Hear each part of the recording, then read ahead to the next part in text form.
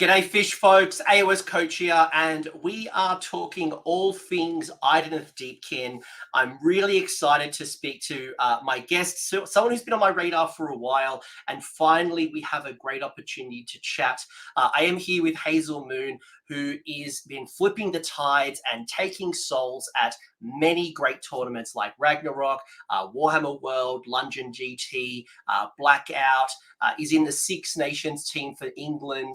And I'm really excited to find out around IDK because, as Hazel's going to share with us in a second, there's some really interesting things happening in the Ether Sea that I think a lot of us weren't really aware of, sitting on our little farms at our beaches, and something's been brewing under the sea. And whether you are an IDK player and you want to get better, or you're someone who's maybe getting into IDK, I think this is going to be a really great chat. And I think you get a lot of wisdom. But before we get into it, I'll let Hazel introduce herself and explain a little bit more about the background and why IDK.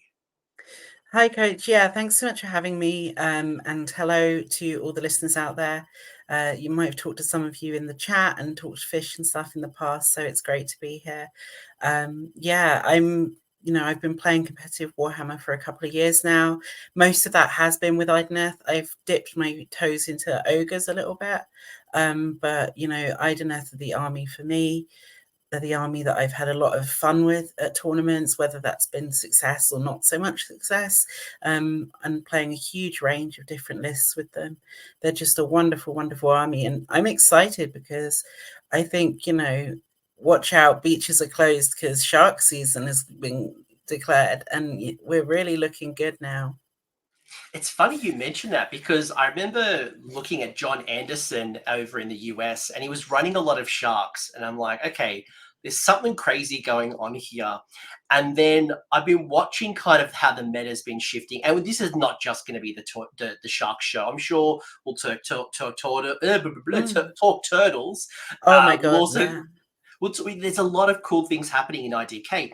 But a really interesting stat that I want to start the show off with is IDK, despite people talking about Khorne and Seraphon and, Slaanesh and OBR, IDK has a 54% win rate.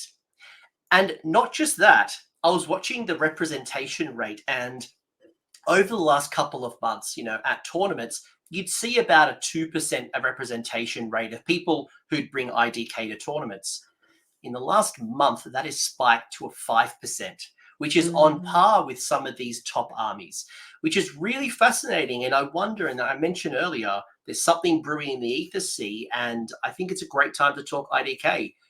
Maybe you want to share a little bit.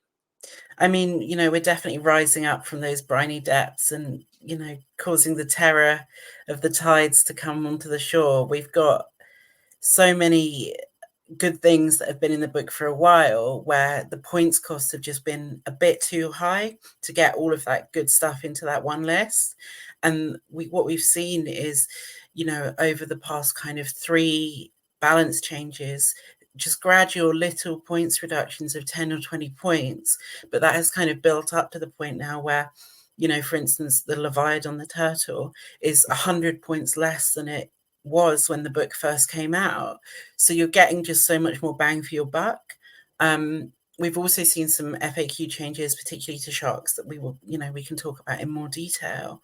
But I think it's really important to highlight those stats as you've done because, if you look at Meta Watch from the start of the year and the previous GHB, or if you look at, the TSN stats and what they were doing at the close of the last GHB, Idoneth were not in a good place.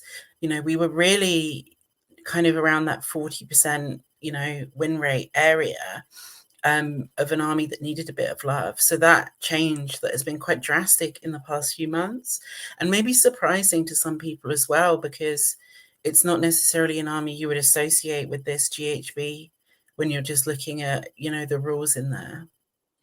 There's a lot to unpack there, and this is actually a really exciting conversation because, let's rewind to when the Battle Tome very first came out. The turtle was 500 points. Yeah, she was, yeah.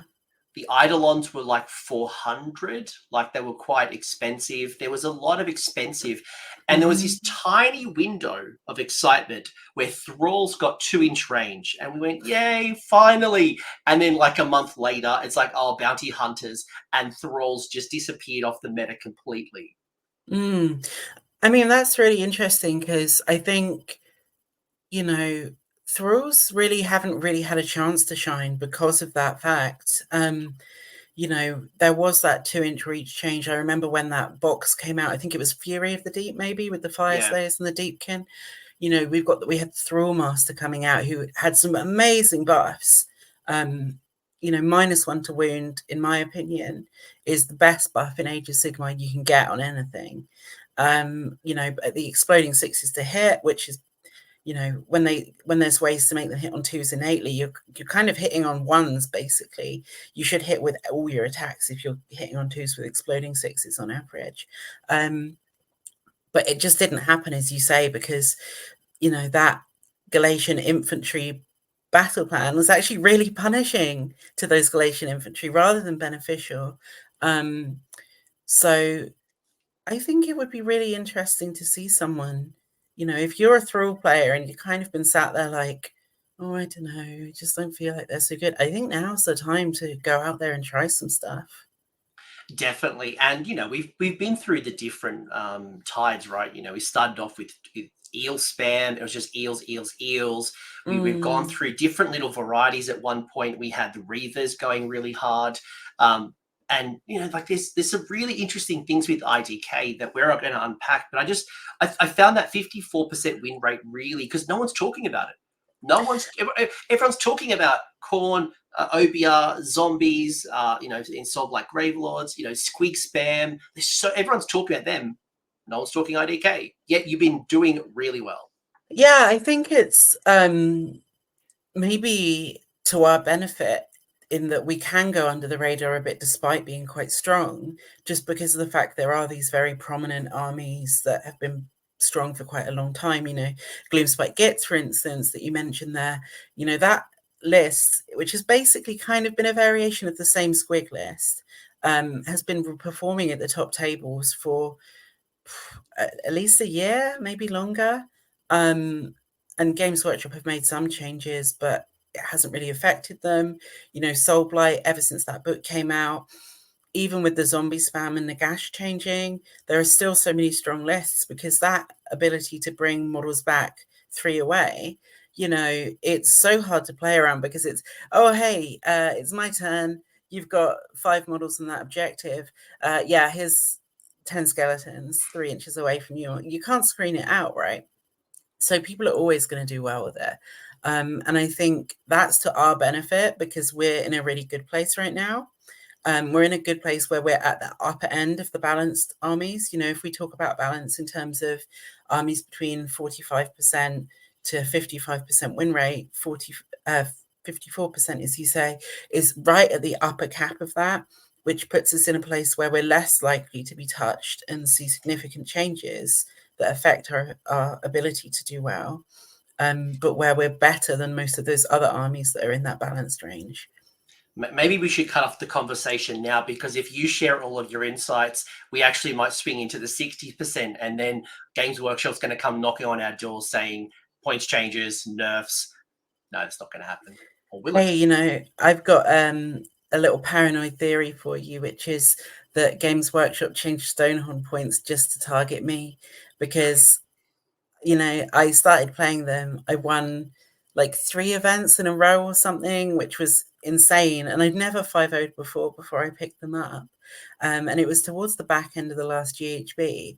I hadn't really seen anyone. I mean, I don't know if internationally there'd been more, but the only Ogres lists I'd seen had been the Iron Blasters and the Tyrants and stuff. And then Stonehorns all went up loads of points. My whole list became unplayable by about 100 points. So, you know, I've got this feeling that it was Games Workshop personally attacking me. That's a joke. All right, well, or was it? No, look, and look, you know, they're in a good position. We're going to talk about things. And there's one more thing I just want to call out before I get into some of the questions that, so I've got some Discord questions, and a lot of very excited people have got some questions for you, and we'll go through the rules. We'll talk about IDK in the current season, and that's probably a really good segue that you mentioned that this is not a season for you, because this is the wizard season. This is about magic, and you don't have a lot of magic, and you have even less Antorian locuses. You've got priests, you've obviously got the Eidolon wizard, you've got some wizards, but it's not like you have lots of pluses to cast. It's not like you have a deep spell lore. It's not like you have Tzeentch cheaty dice. Like, it's not really a season where you should be winning. No, and just before I answer that, I just wanted to mention as well, I'm at Fishy Hazel in the AOS Coach Discord. So if anyone's watching this back and thinking, oh damn, I wish I'd asked a question, feel free to tag me in the IDK chat and I will do my best to respond to you, because I love you all, my fishy brethren. But yes, let's get into talking about wizards. So it's interesting as well, because on a personal level, I would say magic is a part of the game I really struggle with. My decision making around it isn't very good. And on the times that I've tried to play with the new spell lore, I've blown myself up and killed myself 3 out of the 5 games I played. So I think that's kind of shows you I'm not your Tzeentch person for sure. Yeah, wizards in IDK. So there's a couple of things here. We've got 2 wizards in the book. A new one has just been released technically, which is the Underworld's Warband. I'll touch on that briefly because I don't think the Underworld's Warband is going to see a lot of play. I don't think it's got particularly good rules. It does currently have that you can teleport and move again, which, Games Workshop, well done on once again failing to write you can't move in the movement phase after writing a new teleport spell. Good points, 10 points for that. But, I don't think anyone's going to use it. So just to clarify, we're not going to really talk about the Underworld's Warband. So when I'm talking about wizards, we've got the 2 core wizards, which is your Isharan Tidecaster and your Eidolon of Mathlan Aspect of the Sea. Now, to start with the Eidolon of Mathlan, it's a model that has always been in a bit of a tricky place and has never quite shined.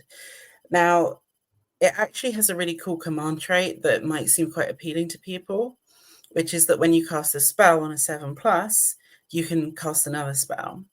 So in theory, you can cast infinite spells, or as many spells as you're able to know. The problem we've always had with this is that the spell lore that's available to Idoneth is just not good. Now, most armies, they have at least 6 spells when it comes to their lore. Idoneth only have 4 spells. And of those spells, none of them are particularly useful outside of, in my opinion, Steed of Tides, which is cast on a 5, I believe. Please correct me if I'm wrong. Cast on a 5. You can choose either the caster or a hero within a single inch, and then set them up again anywhere on the board 9 away, which is fabulous, just because being able to teleport 9 away anywhere on the board is one of the best abilities you've got in AOS. Cast on a 5, very easy, very reasonable to get off. Can confirm cast on a 5, range of 6. Yeah. Oh, it's range of 6. Okay. Steed of Tides. Steed of Tides. Yes. Yeah, it's okay. So hero range 5. Okay, so hero within that. But yeah, it's a really good spell, really great. It's the spell that I've always taken whenever I've had a wizard in my Idoneth lists. It's just so useful for a variety of reasons. For example, you put it on your Tidecaster. There's a battle tactic that's control an enemy objective, or an objective wholly within enemy territory with an Isharan character.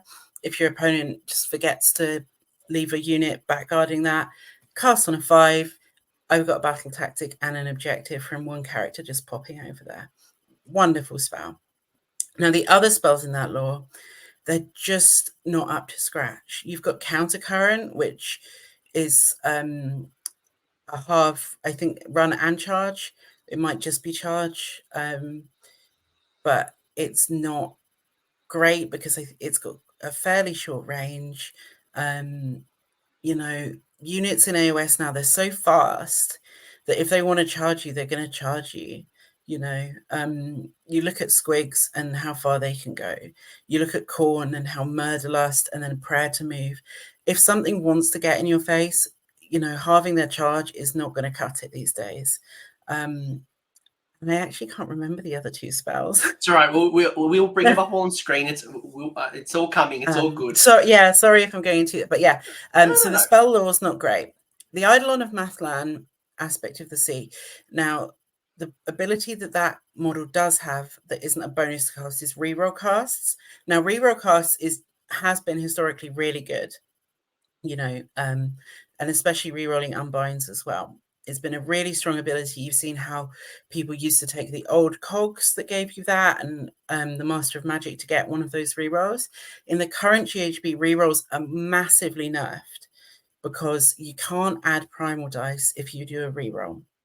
So if I roll a 3 on my Eidolon, I could choose to reroll that and hope I cast the spell, or I can add a primal dice. But I can't do both.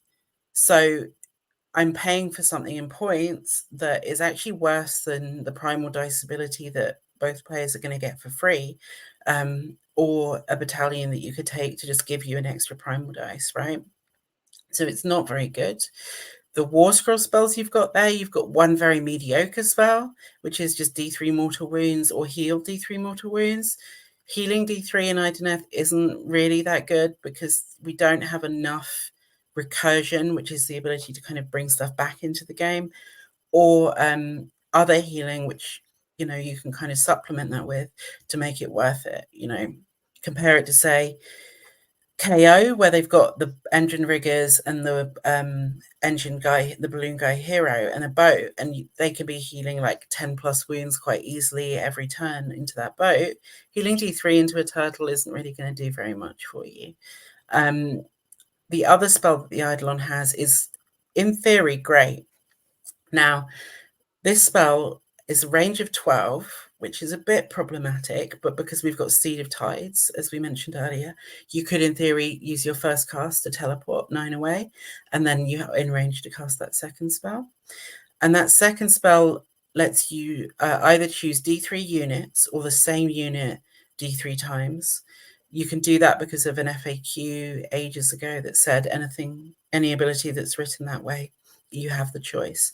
And then you increase the rend of attacks with melee weapons by Idoneth units into that unit by the D3, you know, either 1 if you choose to split that ability, or it could be up to -3 if you roll a 3 on that D3 on the same unit. Which sounds amazing, right? -3 to save on a unit. Whew. But it's one unit. There's a lot of things that you have to do to make that happen. You have to get that Eidolon in range. You have to get that cast off. You have to roll well on that D3. And when something like Hoarfrost exists, which is like a very similar version of the spell, but just better, that you can put on your own unit, it's just a no-brainer, right? You know, you don't want to pay all those points for that model. The last point to say about the Eidolon is that, again, because of that high wound count that they have, it's not an Antoran locus, so you don't get access to those cool spells that you get as part of the GHB, or the benefits that you get from having an Antoran locus in your army, like grand strats that you can choose, or ways to score additional points on certain battle plans.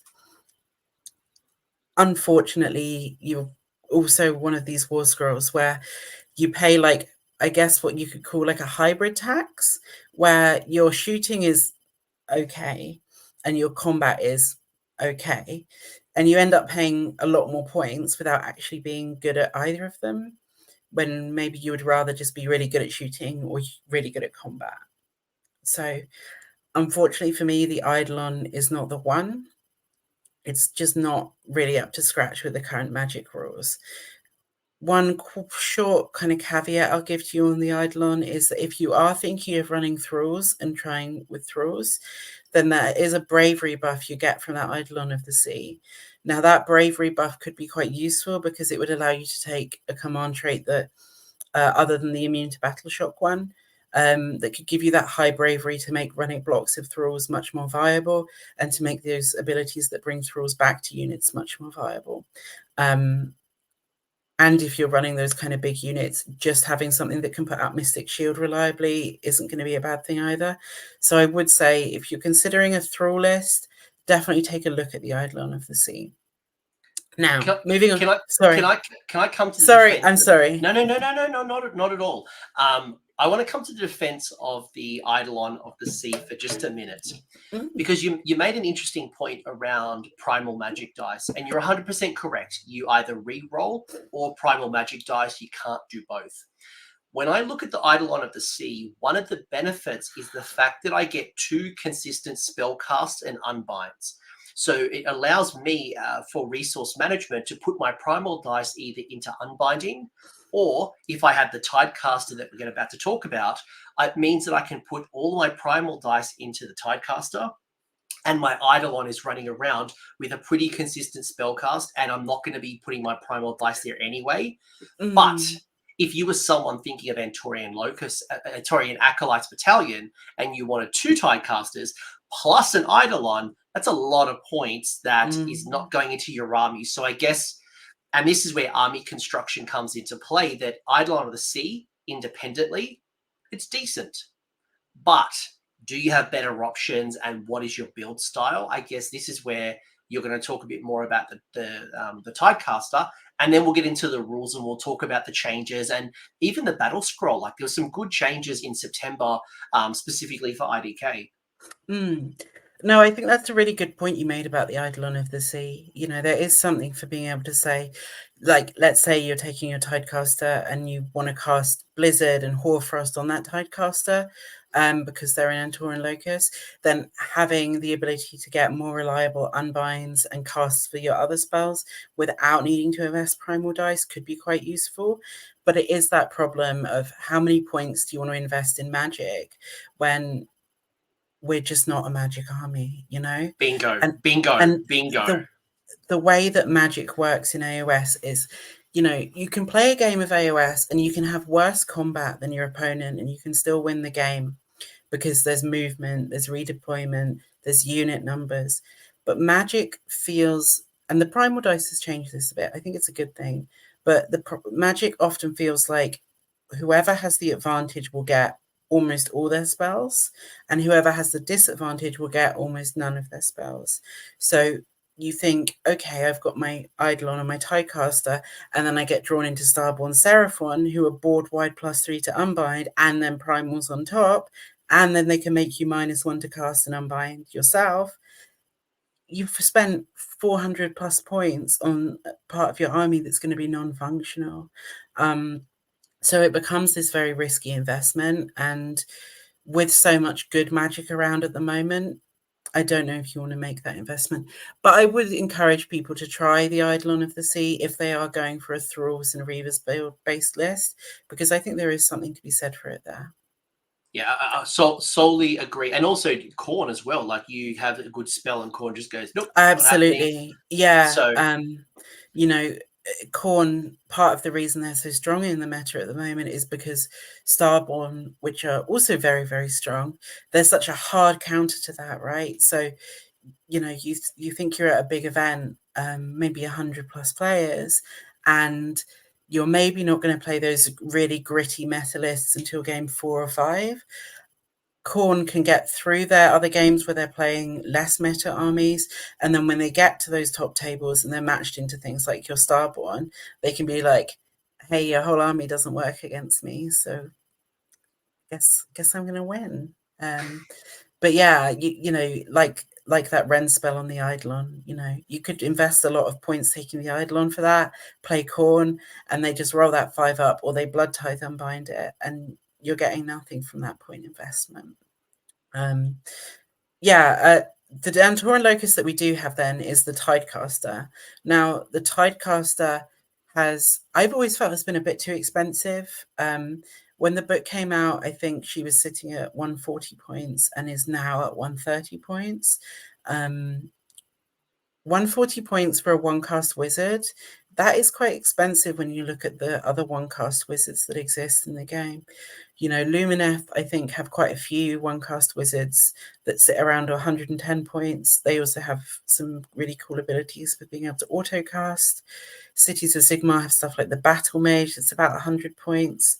But you do have a 5-up ward. Yes. I would pay 30 points on my Battle Mage for a 5-up ward any day of the week. Sure. Yeah. So now, we're kind of getting into the things that are good about the Tidecaster. Purely just as a one-cast wizard, quite expensive in that bracket. The 5-up ward that you mentioned is a really amazing ability. And it's also a really amazing ability to have on a foot hero, because there aren't many little heroes that have that. There are little heroes that have bodyguards, or maybe ways to get kind of a 6-up ward, but little heroes that just have an innate 5-up ward wherever they are in the game, not a lot of those. You also have a 4+ base save. Now, a 4+ base save is really high for a wizard character.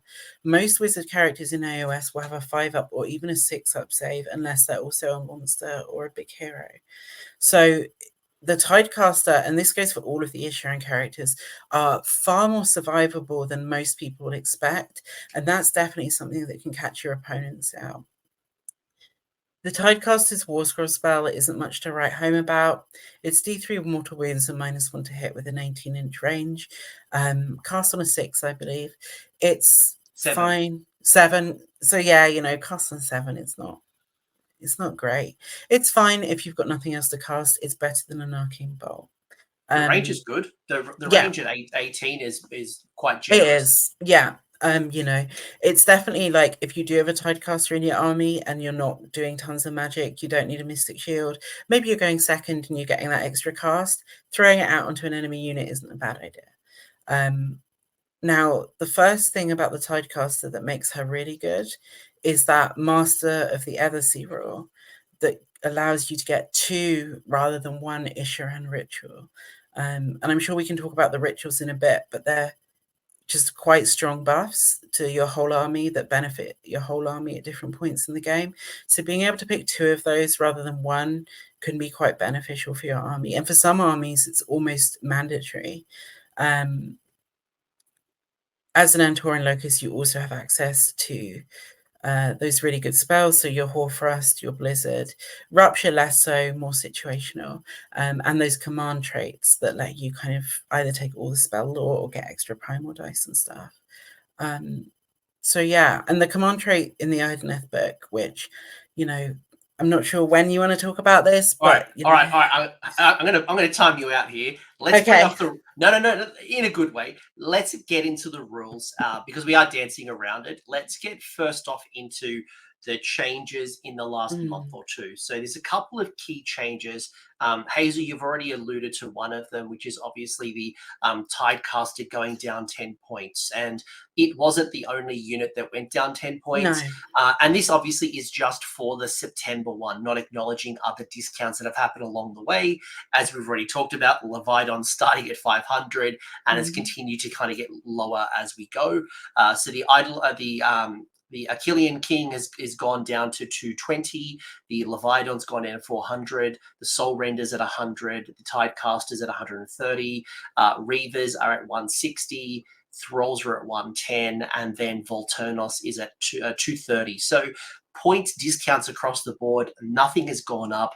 A couple of other changes is we've had coherency changes. So now that is going to impact your eels especially, and the changes to the permanent change to the Lookout Sir rule. So that obviously complements your Forgotten Nightmares abilities really well, but it also is just enough changes that not one change has changed the tide for you, but it's a lot of positive changes that has put you in this position. So talk to me about maybe some of the points changes and what it means to you, and has it maybe changed the value of some things that you would bring in a list?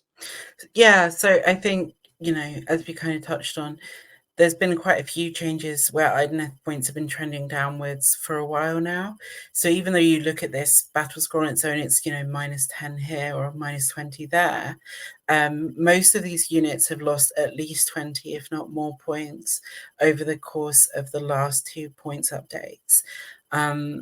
A couple of things to pick out. You know, the Leviathan, as we say, 500 points when the book came out. That's a quarter of your army on a 16 wound monster that doesn't have a ward. 400 points, 100 points less, you could get like almost a whole other unit in your army now with that Leviathan. You know, you can take a Soul Render and a Leviathan for the same points cost that your Leviathan used to cost. So that's really positive. I think at 400 points, I would be looking to put a Leviathan in every single Idoneth Deepkin list that I'm writing. I just think having that monster, having that 2-up base save, you've got good shooting, you've got good combat, you scare other monsters because of the jaws on that. I was going Yeah. to say, I think every time I played against IDK, those jaws have triggered for 6 mortal wounds. Like that is just that's terrorgeist to kind of damage. And it can like swing a game for you, right? Because, you know, I played a game, and this was quite a while ago, but I was playing against Kragnos and some Mega Gargants, and Kragnos had come in and killed a big unit of eels, and I was like, I've lost all these eels, they've done nothing. The turtle countercharged, and boom, 12 mortal wounds, you know, just because I spiked on those 6s, and it swung that game completely back in my direction. So it's not to be underestimated. I think there's some really cool abilities there. The +1 save, which affects everyone in the Idoneth range other than the turtle itself. Amazing. You know, we've seen with OBR how strong +1 save can be. It's a great buff to have. You're a great unit to use Unleash Hell on because you've got so many attacks and they're D3 damage. You can give your Reavers and your Thralls +1 to hit, so that with Thralls, with Reavers, even if you get charged and you've got those Reavers near the turtle, because they have 2 sources of +1 to hit, you're hitting on 2s on Unleash Hell, you know, with a lot of shots. It's just a great unit. You've got Mount. It's just, and it's an amazing model as well, right? You know, if you're an Idoneth player, who doesn't want to own that turtle, paint it up, and have it in their collection? I'll be honest, when I got the battle tome for the very first time, I did have thoughts of running 3 turtles. But at 500 points, it was a lols list. It wasn't going to be my 5-0 IDK list. But the turtles are sweet. And the shooting attack is great. The crushing charge, monstrous rampage, if you're going into a wounds characteristic of 1, doing D6 damage is solid. The point, it always felt like the points were just off. At 400, it's quite generous, very generous actually, when you look at the mortal wounds, the shooting, and the range of 24 inches is a turn 1 threat. I really like that. It's a 10-inch move, a 24-inch shooting. You know, obviously flies as well, which when you're talking about a model with a big base is always a really beneficial rule to have. So you're not going to get trapped around scenery, or it makes it much harder for your opponent to screen you out. It's just a really good model. You know, I think you can justify it in almost any list that you're taking right now. Going back to those points changes, the other one that I would kind of look at as well when we look on here is the Namati Reavers. Now, if you compare Namati Reavers to a very similar unit, which is the Blissbarb Archers in Slaanesh, when Idoneth book came out, I think the Reavers were at 170-ish, and the Slaanesh book came out, and Blissbarb Archers were around 140. Now, Reavers, I think, are now cheaper or the same price as Blissbarb Archers, but with a better shooting profile and better abilities to get in range. They were already really good, and they've gone down in points. Everything else in that army has gone down in points. They're a very attractive pick, I think, in the current meta, especially when you're talking about things like Soul Blight, where having a huge number of dice is going to really get through those blocks of zombies, or things like OBR where the save stacking and you just need to try and get them to roll 1s. those big blocks of dice from the Reavers can be really beneficial as well.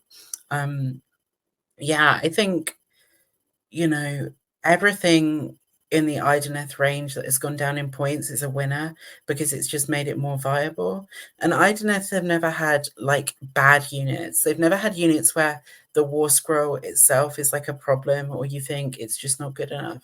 It's just they haven't had points costs or synergies that are as good as other units.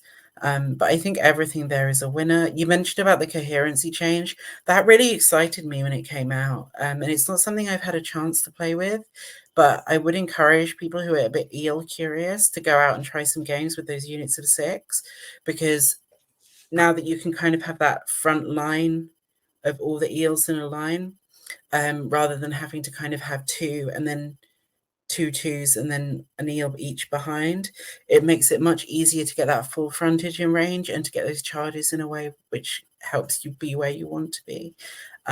So I think that's quite exciting as well. Yeah, and their points have gone down a little bit too. If I remember correctly, like Ishlan Guard were like 190 or 200. They're down a little bit in this GHB, and the coherency rule has helped you a lot, because there was a time in 2nd edition where a block of 6 Ishlan Guard was in every list. Everyone had that big tanky unit that could just take damage, save stack to the 9s, and grind it out. Yeah, I mean, I'm still not sure Ishlane are really where they need to be a good take right now. That point in kind of the end of 2nd edition where we're kind of talking about, it was possible to get yourself onto a 2+ unrenderable save when you were charging, which is obviously a dream for all sorts of reasons. So that big block could really happily just go in and pin someone's army in for a turn, and be expected to survive. Now you can't ever get better than a 3-up unrenderable. And that's when you're charging. And when you're not charging, you're stuck on a 4-up. It's just the game has increased in power so much in terms of the rend available and the save stacking available since these War Scrolls were written. It just isn't what it used to be. No, definitely not. And I would argue that Ishlan Guard suffered the same fate as the Ethereal Vampire Lord on Zombie Dragon, which was super popular in the last GBH. But the minute Merciless Blizzard come out, you've seen a lot of Soulblight players pivot away from that build because you can't just grind it out. You just now become a target for Blizzard. And that's a big investment of points from one spell. And especially one that's fast moving, getting in within 12 inches. Yeah, I can't teleport anymore to blizzard you with my wizard, but that unit will go pretty quickly if I get blizzard off, and you don't have the magical defense to stop me in a lot of cases. Yeah, for sure. If you want to try that pinning move now, you're almost certainly going to end up within 12 of the wizard that your opponent has blizzard on. And yeah, your chances of unbinding it are not amazing. You don't want to lose a 400 point-ish unit just to a single spell. Yeah, it's just difficult. I just don't think that Ethereal 3-up really does it in the current game state. When so many people are just like, well, I can get to a 2-up save. I can get to rend 3 or even rend 4 on my units. It's just not there anymore. What about the other change? Should we talk about the sharks? That's literally where I was about to go. Okay. All right. I think I've got in my mind, I don't want to make this the shark show. So, okay, let's talk about sharks. So, Futhan is, and I've got no idea if I'm saying that right. That's all right. My pronunciation is not the best. I've always called it Futhan. So okay. So Futhan is the sub-faction in Idoneth Deepkin that allows you to take sharks as battle line. The rule that they had previously, it was quite a convoluted rule where basically you had to take 3 sharks as single units. And if they were all within 6 of each other in the combat phase, one of them could get exploding 6s to hit on its jaw attacks. And that was it. And exploding 6s to hit, and this is something that, if you don't know this, just put it in your head. Exploding 6s to hit on a 3-up hit profile is the same as hitting on 2s, basically. So when you got hitting on 2s, if you took sharks in a unit of 2 anyway, and one of them, it made no sense to take this quite convoluted rule. Games Workshop came in with this battle scroll and out of nowhere just completely rewrote this rule so that it went from this quite convoluted, what is going on? Do I want to even bother with this thing? To, oh, hey, every single attack, shooting and combat on sharks, if you take them as single units in Futhan, now has exploding 6s all the time. So it's like if someone came out and said, oh, hey, your entire army just hits on 2s now. That's what Games Workshop have done here, is they've just made sharks hit on 2s universally on all their weapon profiles. Think of it like that. It's funny you mention this because prior to this battle scroll, people would take sharks, but it was mostly 1 or 2 sharks. They were supporting units, and most people just wanted the net launcher. They would stop you from piling in with, a successful hit. And that's all sharks kind of did. They soak up and unleash hell. They're generally annoying, but you didn't really build around it. But as you've mentioned, you've started to see the tide shift, and people are now investing into this bloodthirsty shiver, which at the time was an interesting rule, but it was never a viable strategy. Now, this is so good. Yeah, I mean, it used to be much more of like a kind of narrative rule of like, oh, imagine my sharks, kind of getting into a bloodthirsty rage when there's a big shiver of them together. Sharks are a really interesting unit because when the book first came out, and we're talking first edition Idoneth, they were not good at all. They were just not reliable. There was no real use of them in any significant way all throughout that kind of first book. When the nets got the change to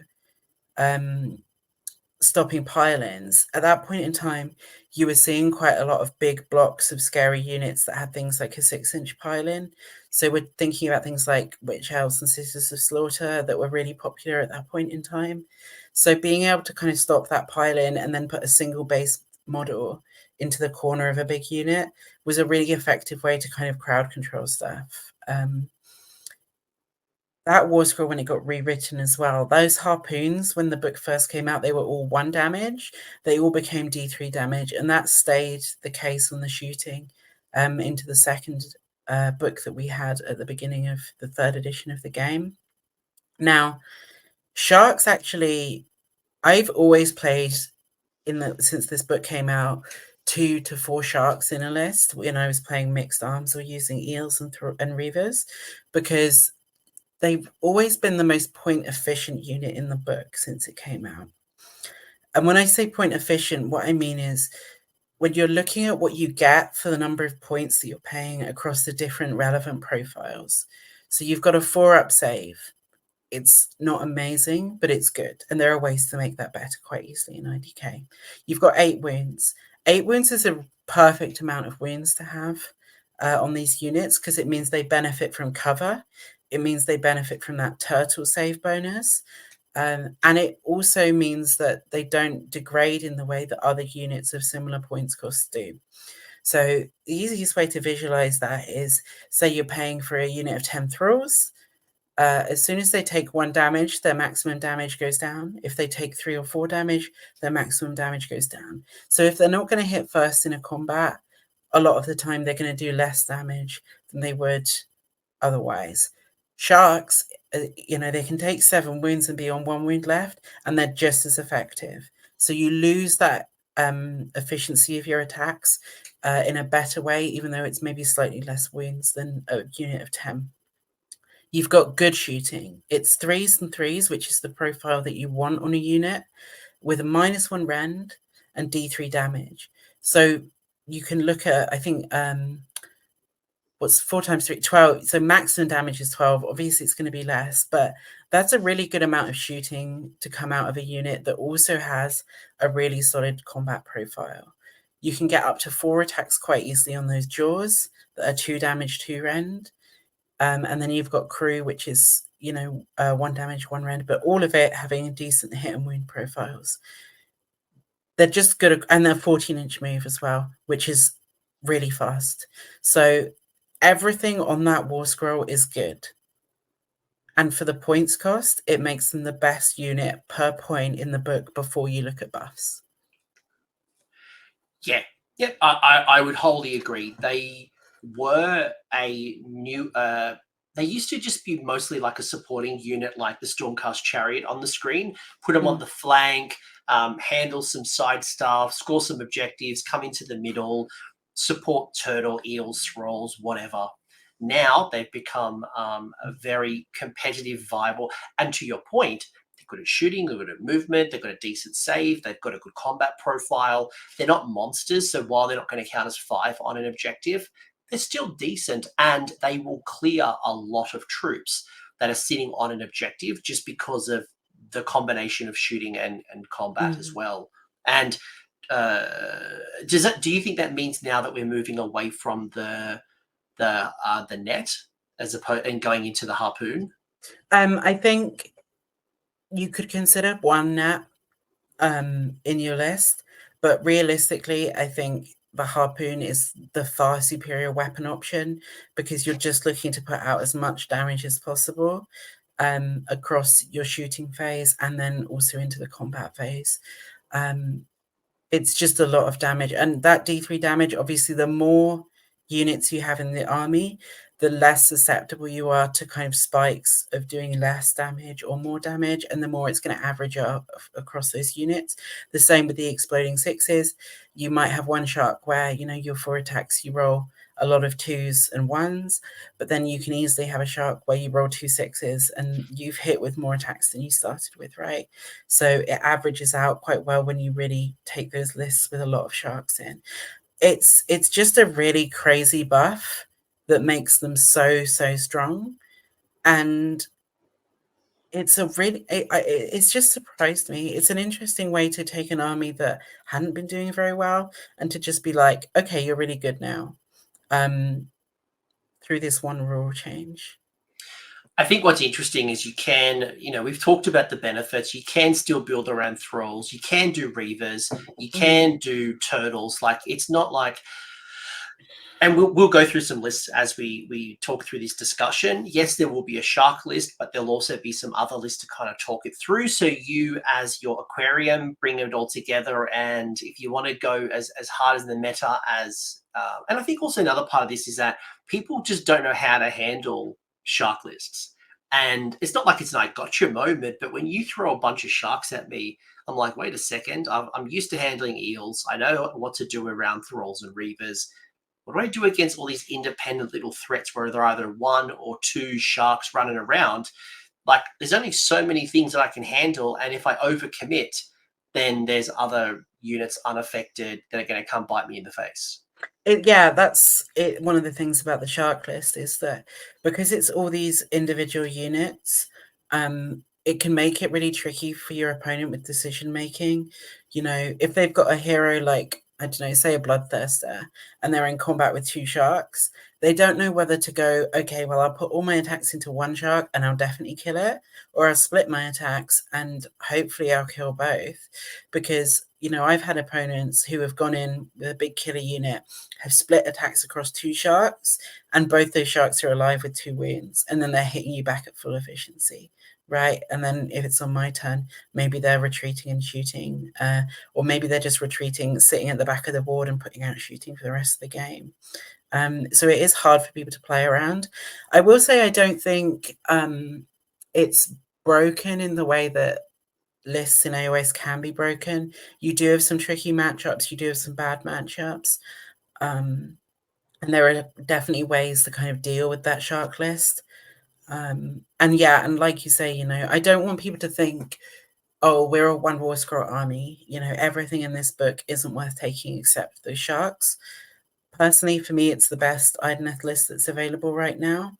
But because of the points changes and how little some of these units have seen play since these big points changes, there's a lot of untested water, and it's really kind of up to the players to go out there and to start trying things. I'm gonna move to the other rules in a second, but there's one call out that I just want to make on why I think sharks are doing well as well. Like we've just talked about some great things. I just want to add one more point, and that is with this current meta, you are seeing probably more castle than ever before, because you're seeing a lot of armies who are building into wizards. They're building into troops. The battle plans are rewarding some castle builds at times. And the fact that you've got such great movement, and independent threats, you can move around the board, tag objectives, get and swing. There's battle plans where there's pulsing on the objectives, or there's battle tactics that reward you for charging and then retreating. Having so many independent threats in combination with the castles just works in your favor. Yeah, absolutely. You kind of mentioned there briefly about battle tactics. We've got intimidate the invaders, more units outside of your territory than wholly within your territory. Your whole army in Idoneth can get out of that territory pretty quick, if they need to, and battle plan dependent. Outflank, where you need to put 3 units at 3 different board edges, with 2 of them being out of your territory. Surround and destroy. Yeah, surround and destroy, sorry. For some armies, that's a real pain. You're like, oh my God, I'm going to have to split things up. I'm going to have to sacrifice a unit this turn to not actually be doing anything on objectives or in the game, just to go and stand near a board edge. For Idoneth, that's easy, right? You can happily put 3 sharks on 3 different board edges, and then they'll just sit there and do some shooting and get you a battle tactic. Retreating 2 units, charging 2 units. When you have a lot of units, much easier. And then we've also got, some book battle tactics that we can touch on in a bit that are quite favorable to that shark list as well. Yeah, but it's not the only list. So we'll try to not just talk sharks. As excited as we are, I think part of this is the excitement as well. Is they're doing really well. They're a great unit. They're a lot of fun, but they're not the only build. So we'll for sure. we'll try to keep our excitement just a little bit. Otherwise, it'll be the shark show. Yeah, and I think part of the reason as well why we're going to talk about these sharks is because it's a list that people are going to see a lot. So even if you're not someone who plays Idoneth, or you're kind of just getting started, then understanding what it is that makes that list tick is going to really help you in your games. Bingo. Love your work, Hazel. So talk to me about allegiance abilities. And we don't need to get into every particular rule or whatever it might be. But when you look at the IDK allegiance abilities in the current Generals Handbook, how are you thinking about things? Are you happy with the tides of death, or are you looking to flip the tides? Are you building into rituals? Just forgotten nightmares? Is that a really critical thing that you're considering? How does this all come together in your head as a top tier player when it comes to IDK? Yeah, so I mean, starting with Forgotten Nightmares, when that came out, I think it was seen as like an amazingly strong rule, because in AOS previously we hadn't even had Lookout Sir. So you had situations like where, say, you were playing a Blood Secretor in Khorne and someone had like a dwarf cannon, and they would be sniping off your heroes with a dwarf cannon from 40 inches away or something, and there was not really anything you could do about it. You didn't have command abilities for saves. You didn't have Lookouts there. So when that came out for Idoneth, a way to protect those small heroes and fragile units, and to avoid those shooting attacks, was really strong. I think it's a lot less relevant now because of how Lookout Sir has changed, and how units like, say, the big blocks of Sentinels, they still can't shoot unless they're within 12 now, on those small heroes. So it's just a lot less relevant. That's not to say it isn't a really good ability, and it is an ability that as an Idoneth player you should be using to your advantage if you're playing into shooting, to make sure that your opponent is going to have to shoot on your terms rather than their terms. The Tides of Death, which has been our kind of core allegiance ability, it's a different buff in each battle round. All the buffs are just really nice. They're all good in their own way. Being in cover for that +1 save protects you against alpha strikes, being able to run and charge or run and shoot, again, just really useful. When you're already a fast-moving army, you can easily go from that defensive deployment into a super aggressive deployment, or just to kind of spread out and score points on the board while still benefiting from shooting and combat. Really good ability. High Tide, strike first on your whole army. Oh, wow, strike first, there was a point in kind of second edition where lots of armies had it. We've now moved away from that so that it's much rarer as an ability again. And being able to put that on your whole army on a turn, it really goes into that core Idoneth playstyle, which is that one big hit hammer blow that cripples your opponent, where they're sat there with their arms crossed while you play with all your toys. It is amazing. It's always been amazing. It always will be. Retreat and shoot, retreat and charge, more situational. But, again, it's one of those things that your opponent might forget about, that allows you to go and nab an objective. And then repeating your tides in the last turn, again, can be useful, especially when we talk about how the rituals play into that. Now, can I ask you about High Tide for a second? Because a lot of people who have experienced High Tide as an opponent will know that this is coming. So my mentality coming into the battle is I need to do as much damage to you as possible to mitigate what's coming down, which is to turn 3 High Tide.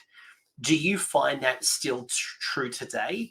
Or how do you find the mindset of your opponents? Because I guess for you, not you, but some IDK players, they think about the battle and they're like, right, I'm just going to prepare, hold back, and then I launch my attack in turn 3. When actually they probably should have done it in turn 2 and not worry too much about High Tide. Yeah, I think if you're an opponent playing into IDK, you want, in battle round 2, you want to really just hit and try and kill as much stuff as you can, where you're between that cover bonus and and that High Tide. If you're an Idoneth player, you need to be thinking about how that High Tide swing needs to go, and how you're going to make sure that you play the game to be at that point. Sometimes that can mean I don't mind going a couple of points behind in the first 2 battle rounds because I know that I'm going to get points ahead in the next 3 battle rounds. Sometimes it means actually I'm going to play quite defensive and, hold back and then push out. Your ideal situation is to be in a place where on battle round 2, if we're talking non-reverse tide, you can push in, you can take, maybe a turn of being hit back, and then you're getting your High Tide. And if your opponent is going first in that turn, they're then having to make the choice of do they stick around in combat and get hit, or do they just pull their whole army back and waste a turn? Yes, your opponent knows it's coming. Yes, you know it's coming. But the trick is not to just be like, High Tide is going to win me the game. High Tide is there to give you a finishing blow when you've already played the game to get yourself into a good position. And you also can't rely on the fact that you're going to knock a load of stuff off in combat because of just how the game has changed as well. But yeah, I think it's just about being aware, whether you're an opponent or whether you're the Idoneth player, how that High Tide factors into your game plan. And I guess the cool thing as well is thinking about which 2 battle tactics could I do. If you're someone who's building around launching that attack with High Tide, what are the 2 uninteractive battle tactics that you can score without having to get into combat? That's where surround and destroy. That's where there's certain battle tactics where you can just not interact. Then turn 3, go in for the kill and apply High Tide. But sometimes actually launching your attack in turn 2 is the better option and not waiting for High Tide, striking while the opportunity exists. Yeah, if you're playing into an army where you already have a combat advantage, so I mean, I'm thinking like Seraphon, for instance, where a Starborn Seraphon list where they're looking to do a lot of mortal wounds, and that damage is like a ticking clock into your army. You just want to go in ASAP, because those skinks, those Saurus Guard, they're going to crumble when you get into that castle and start biting into them with eels or sharks or whatever you've got there. But Slanesh is Yeah. another one, like getting into before they generate enough depravity points. Exactly. Yeah, you know. Yeah, for sure. You know, like if you're playing Slanesh and they've got that big Bliss Barb Seekers unit, don't sit around waiting for high tide. Kill it now. Kill it turn 1. Kill it turn 2. You know, get it off that board as soon as you can. Where you're thinking maybe I do want high tide is where maybe you're not going to trade as well, or you know, for instance, like say you're playing into an army like the old Beastful list that I was running, where you're going to get hit by monstrous actions and they're going to have quite a good combat profile. So trading back and forth in activations might not be favorable, but where doing a lot of damage, even if you don't take those units out, is going to really reduce their ability to hurt you. Those might be times where you're thinking, I'm going to play into high tide. So it's just about, you know, feeling what works for you with the army, getting those reps in and getting used to like, okay, well, this is, you know, what happened when I tried this. This is what happened when I tried that. But yeah, absolutely. You know, the army does play around high tide.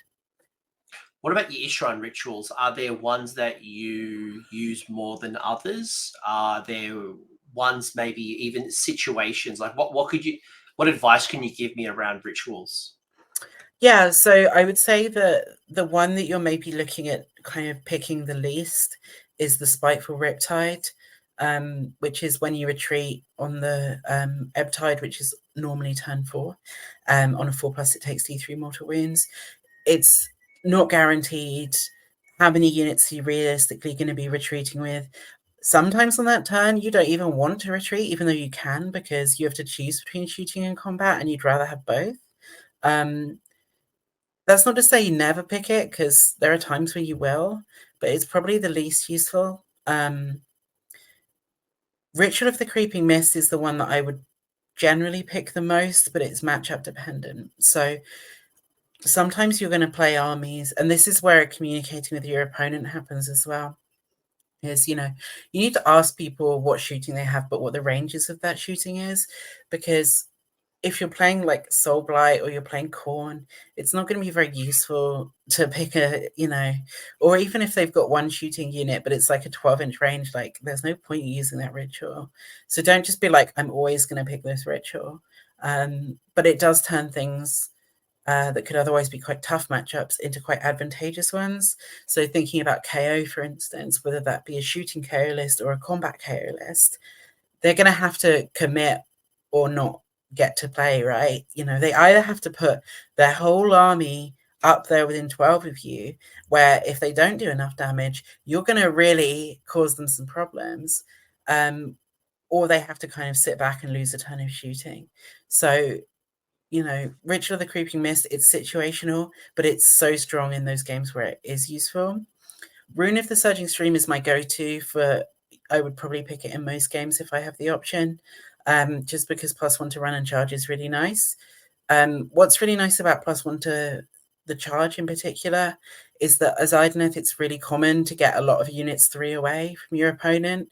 And just knowing that if you roll that double 1, you're still actually going to be able to make the charge is nice, and it takes a lot of the stress off.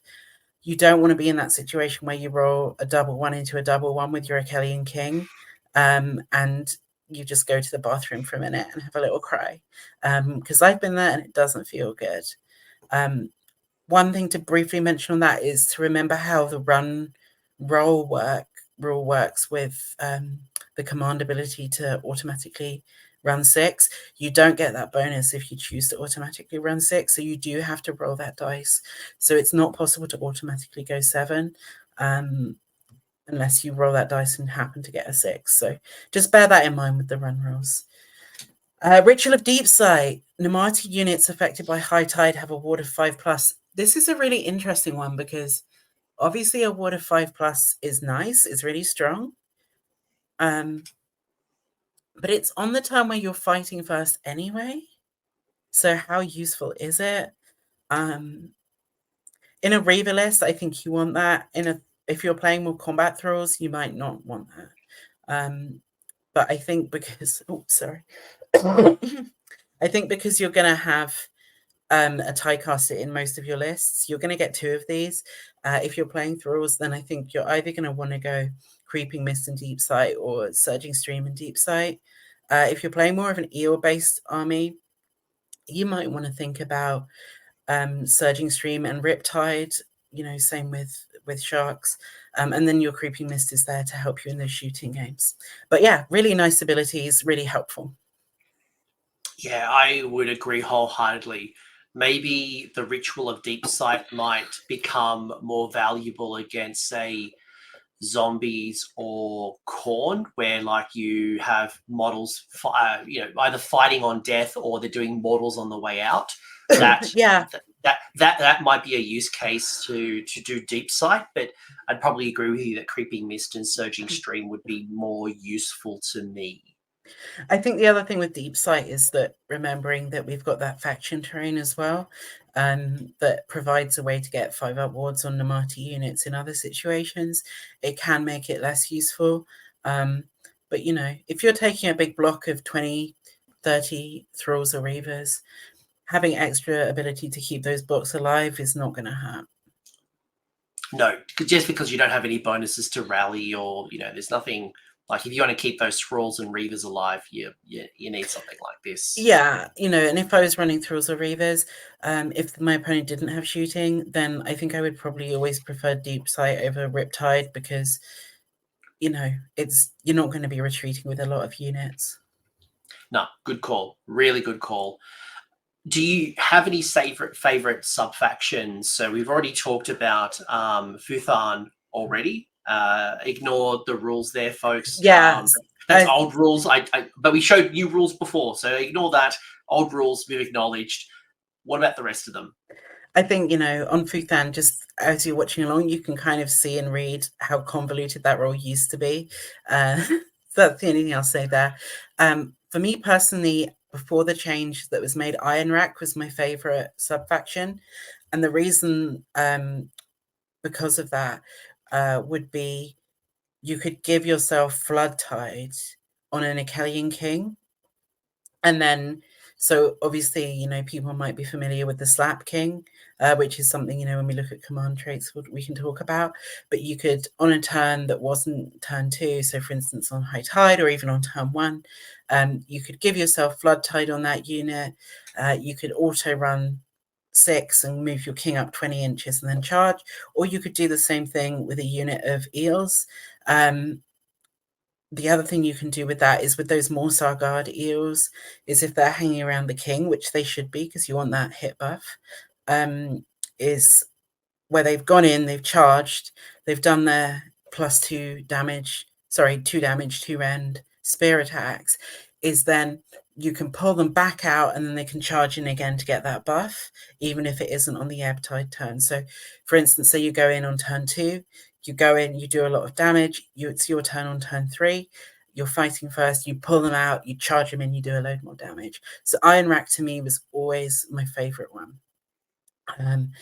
Nautilar is the turtle sub-faction, but it's Games Workshop, you're just mean. Like, why do we have to do a monstrous action to get Rend 3? Why can't we just have good Rend? It's sad. It's sad. If you want to play more than one turtle, play Nautilar. But yeah, otherwise, it's not the one for me. If this was the first Generals Handbook of 3rd edition, where it was the monster meta, and the points were now what the points are, love it. Maybe, yeah. But not now. Obviously, if you want to run 2 turtles and you're just a mad lad, do it to your heart's content. But like, it's hard to look at that versus like Dhom-hain, where there's so much interesting play there between like what you do in either going first or going second. Like, it's nice, but I think there's so many more rich sub-factions. Hey, listen, if you're out there, I'm still waiting for someone to play 4 turtles and a Achillean King. You're not going to win the event, but your opponents are going to be, what the hell is happening? And you're going to have a great time. So Nautilar is waiting. Do not threaten me with a good time. I wanted to do 4 and put bandanas on them. I wouldn't know why. Certainly nothing to do with the hat that I'm wearing. I definitely didn't have that idea. I think you should do it. Even if you borrow the turtles, I think you should do it. Mor'phann, I'll touch on briefly. I don't think, even if you're playing Thralls, that the lure light ability that the Soul Renders have is good enough to kind of justify taking a whole subfaction for it. Effectively, you could be bringing back to a unit at the end of Battle Shock. Best case scenario, if you take Mor'phann 6 models, that's 6 wounds back. You know, if you compare that to other armies that bring models back, Soul Blight, you know, they're bringing more than 6 wounds back a turn with those skeletons, with those zombies. They're bringing whole units back when they get destroyed. You know, it's OBR, they're bringing lots of models back every turn. Is it worth investing your whole subfaction in? I just don't think it works. Can I give a minor defense? Only minor. I'm not putting it up the rung, but I'm just going to call it out one little minor thing, and that is obviously the changes to rally and the amount of wounds you can rally. This gets around it. So should you be someone trying to like have this amazing horde of Namati, this is a way to complement that rally as well as extra bodies. But yes, would I invest a sub faction? Probably not, because it's nice, but it's only a couple of extra wins. Yeah, and I think the problem you have even still with Namati is that they're so fragile. You know, the best save they can ever have is a 4-up. They're 1 wound. That you lose them so quickly. Personally, I feel that if you want to go like the Namati Thralls route with the combat damage, MSU is more of a way to go with them, with maybe units of 20 at the most, just because you've got to bear in mind there's that battle shock risk as well. They're not high bravery units. There's a lot of things that stop inspiring presence in the game at the moment. They just previewed a dragon model that again stops inspiring presence yesterday. I just don't think it's there. I'm not saying that you can't play Namati. I'm not saying that you can't play a Soul Render. I just don't know if you would want your whole sub-faction to give you that single ability. Yeah, it's not the right time for it. If you were taking this to a tournament, it's not that it's a bad rule. It's just it's probably not the right time to make the most of these rules. But you know what? If points keep going down, the meta shifts, something happens with Flesh Eater Courts, coming down the line, who knows? Who knows? Yeah, it's, always worth knowing and keeping an eye on, because things change and they change fast. Dhom-hain is really interesting. When I first saw this, I thought this is really cool and quite exciting. But it's just tricky. It's a very tricky rule to play around, because it changes based on where you're going in the battle round. And obviously, because of how AOS works with priority roles, it can make it very hard to predict who's going to get that choice, who's going to benefit from that rule. Redeploying on 3 units instead of 1, but also because this is a slightly older rule, it's not as good as some of the new rules. So some of the new rules that you'll see, like around redeploy, for instance, in Fangs of Sotek, you can choose to do those free redeploys at a different time to the original redeploy. Because of the way this rule is written, you actually have to do all of them at the same time, which makes it quite difficult to use, because you don't necessarily want to do that redeploy all at once, because then your opponent can just move up anyway. If you're taking Dhom-hain, you want the first half of the rules where you want the go first, and you don't. I mean, there'll be situations where you redeploy 3 times is nice, but it's not that useful. And any smart opponent's just going to go, cool, you can go second, and like that's your whole sub faction. Yeah, obviously with Dhom-hain, you want that first rule, and what you want is charge in, your opponent's screened, you kill the screen. It doesn't matter, because you can charge in and hit the thing behind the screen. I want more people to play it, because I find it hard to kind of judge how useful it is right now. On paper, I think it's an interesting rule, and I would like to see more people try it out. I think you see it it's basically Order's version of Iron Jaws, where Iron Suns allows you to, charge a second time, and that's a really powerful rule. But the difference is that you've got to go first. I think that's maybe a problem that exists in the Idoneth book, is that there's quite a lot of what ifs in these rules. You know, it's like, for example, with the Mor'phann bringing models back on the actual soul render war scroll, it's like it's D3 unless you fight and kill something, and you know it's these like abilities that are good in a situation rather than just working. But for me, if you're someone out there who's like, I'd like to try thralls, I'd like to try, you know, like thrall masters and buffing up those units of thralls, I think Dhom-hain would be the subfaction. Yeah, I would choose that over Mor'phann. Mor'phann names. Do we want to quickly go over the bros, the Bromdars, and then? Yeah, so yeah, just to kind of quickly go on to Briomdar, is the Soul Scryer normally lets you deep strike 9 away within 6 of a board edge and wholly within 12. This just removes the 6 of a board edge ability. You do have to be 9 away. You don't have charge buffs anymore because they took them away, which is sad.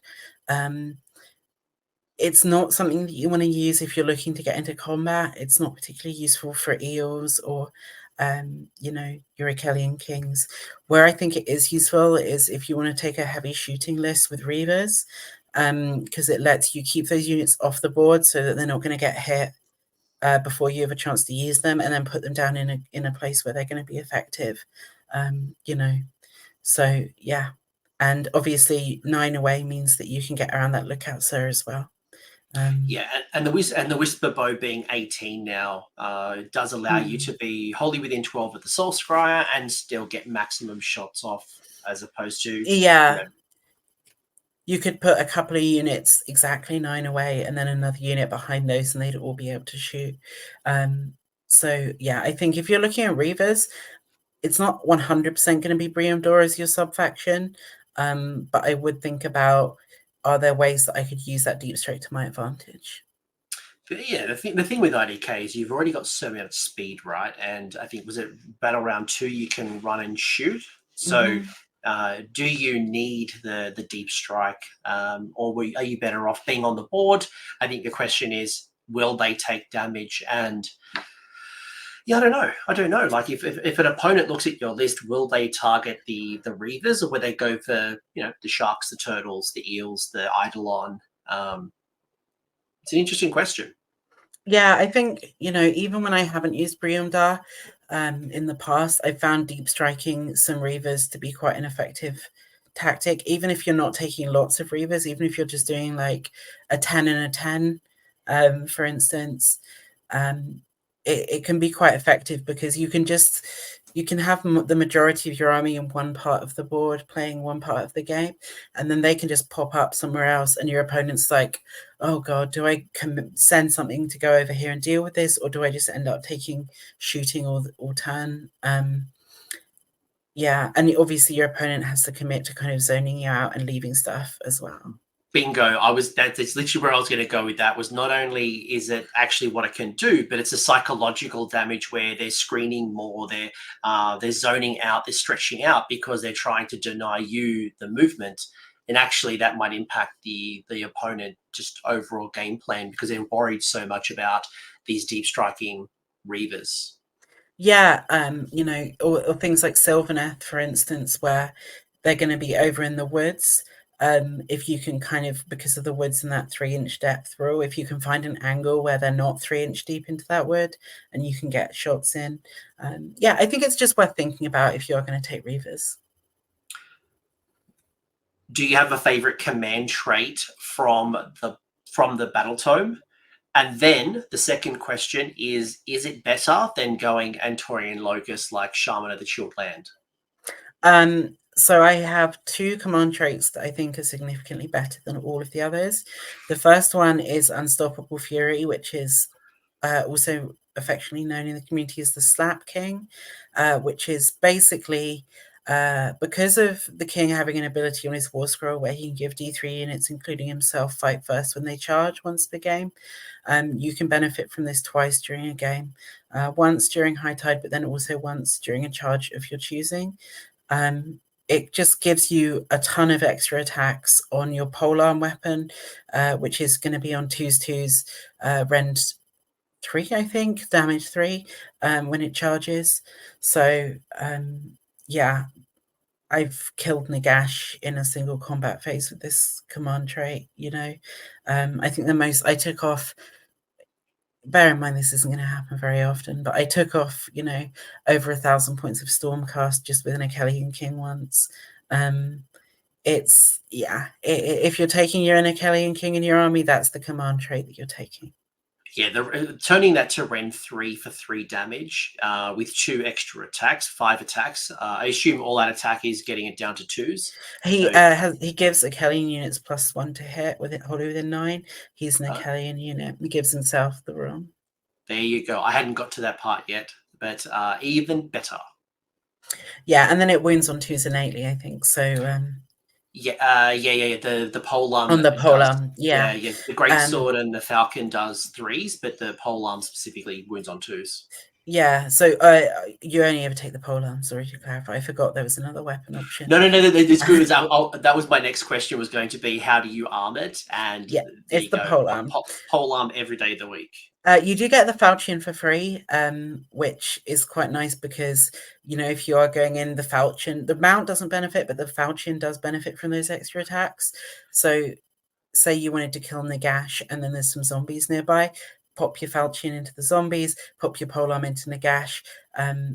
Bob's your uncle. I'm glad you clarified, because there's no world I live in, or maybe live in the future, where I would choose the falcon over the polearm or a great sword if it was a choice. Like, there is literally no benefit. So yeah, it's just a little freebie. But yeah, just remember you get those bonus attacks on that falchion as well. It's a lot of attacks. Now. It is a lot of tail, attacks. Fangs and talons, falcon, and the falchion, and then either the polearm or the great sword. It's a lot of attacks. Yeah, absolutely. So, you know, if you're taking the Achillean King, he is going in for 1 turn. He is killing, you know, hopefully at least 500 points worth of stuff. And then he's going to rest in peace at the bottom of the sea, because on a 7 wounds, he's not gonna survive whatever's left to hit him. But it's 220 points. It's an incredible It's an incredible trade piece. Incredible. It is, you know. There is no bad list where if you take an Achillean King and Unstoppable Fury, it might not be the best thing to take for your list, but there is no bad list where that's the case. I think worth just mentioning is Lord of Storm and Sea. If you wanted to run an Amati list, then a Thrall Master is an Achillean hero. Having Battle Shock immunity, if you're going to take big Thrall lists, that might be something you want to consider. Otherwise, you know, just wanted to touch on that. Born from Agony, forget it. You never want to take it. It's just too random, and none of your Achillean heroes have enough wounds to benefit from it.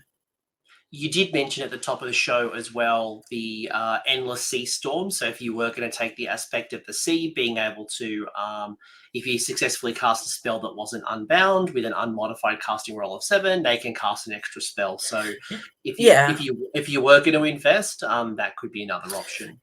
Yeah, you know, and there are some neat tricks with that. You know, for example, deploy out of unbind range, cast your buff spells on 7+s, then cast your Seed of Tides. And then you could do your Ren spell. You could throw a Purple Sun out. You could throw a Pendulum out. You know, there are ways where that can be useful. If you really want to play an aspect of the sea, it's definitely worth thinking about. But I would encourage you to put endless spells in your list to benefit from that, rather than just rely on the book. For Isharan, I've never used Hunter of Souls or Merciless Raider. The reason for that is Hunter of Souls, you know, it's like there's so many ifs for if that's going to happen.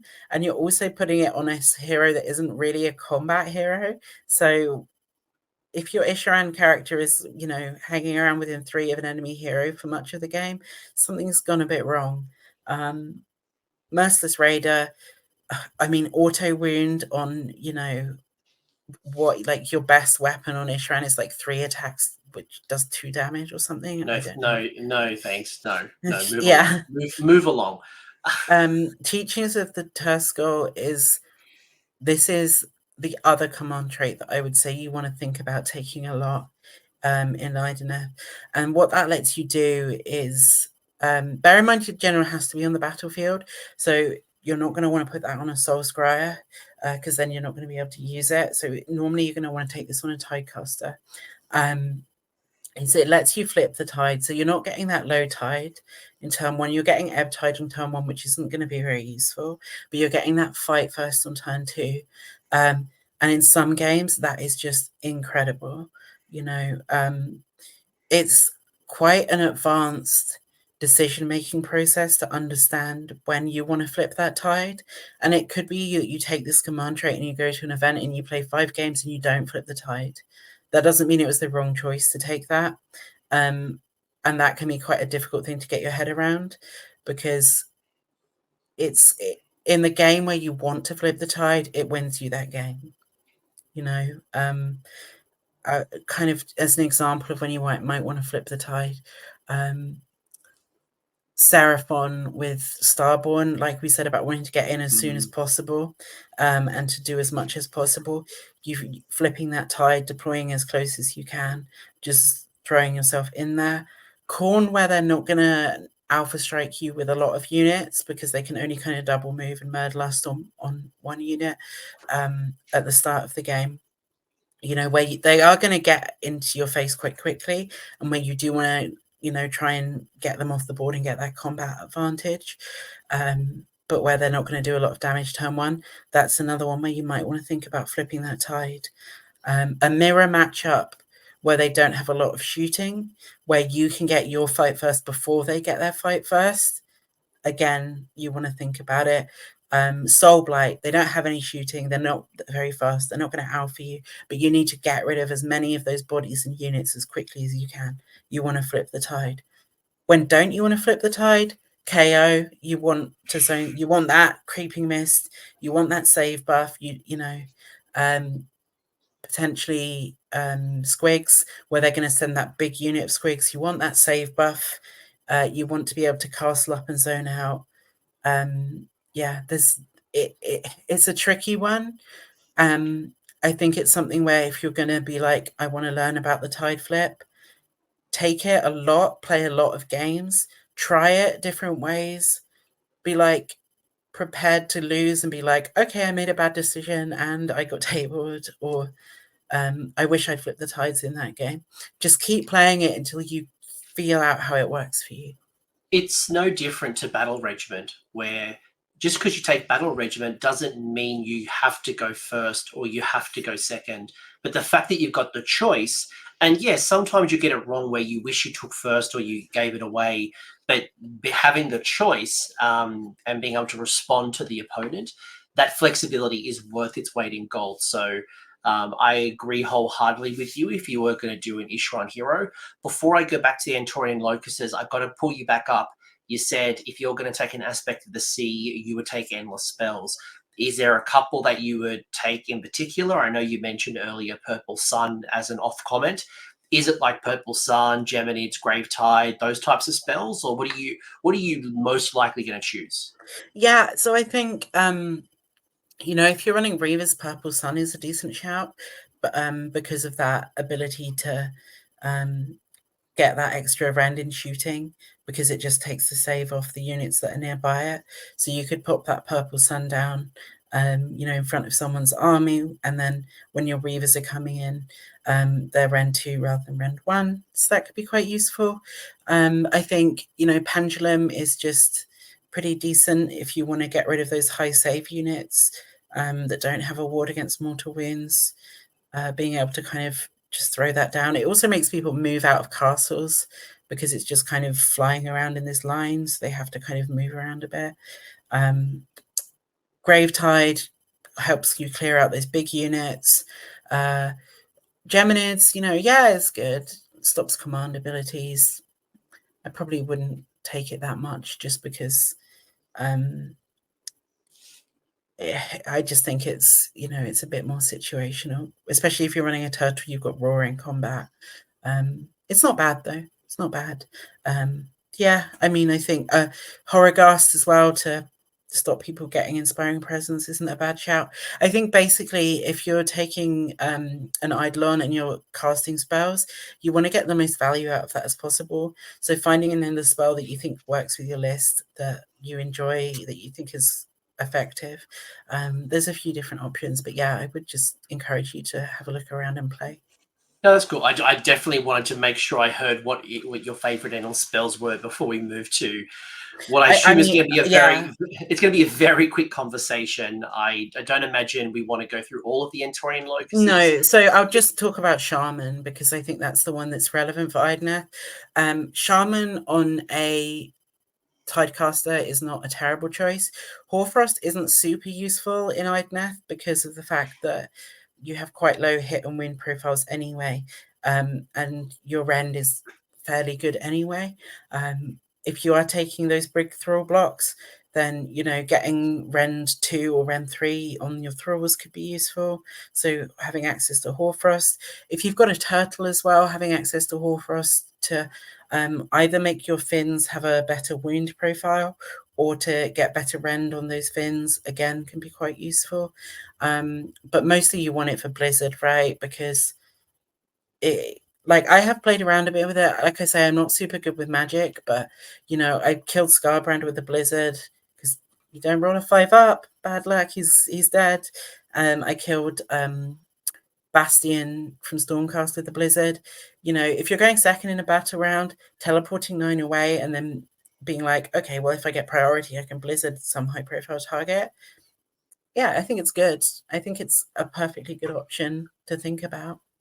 I think the question here is not about the value of Blizzard, but rather, do you need Hoarfrost, Rupture, and Blizzard? And we'll get to that in a minute when we bring it up. But I'm hearing the answer is like take Blizzard on a wizard without spending your command trait on something else. Well, I think the reason I would say that you do benefit from Shaman is more so because it lets you take Seed of Tides as well without having to take an extra spell enhancement, which allows you to move that Tidecaster where you want them to be. Good call out. So if you want the extra, I guess the question is, do you need to be Battle Regiment? Or can you go Warlord, you know, Command Entourage? If you don't value the 1-drop as much, then maybe you don't need to do a Shaman at your land. But if you are going 1-drop and you want to have access to both, then it's this. Yeah, you know, if you're playing a list that has quite a few heroes and quite a few drops anyway, and you're looking at Command Entourage or a Warlord, you know, we don't have tons of good artifacts. So taking a spell enhancement and then getting a choice of command trait, it's not a bad choice. But I think, you know, for me, Shaman is a perfectly good choice. And I don't think you can go wrong putting Shaman on a Tidecaster. No, it's a flexibility that you get from the spells. All right, so we're back from a quick little break, and now we're going to talk artifacts. And, you know, you've just alluded to, Hazel, not having the strongest artifact choices. Are there a couple that kind of stand out to you, especially because, as you said, you don't really want to go Command Entourage, you know, to get the magnificent extra artifact?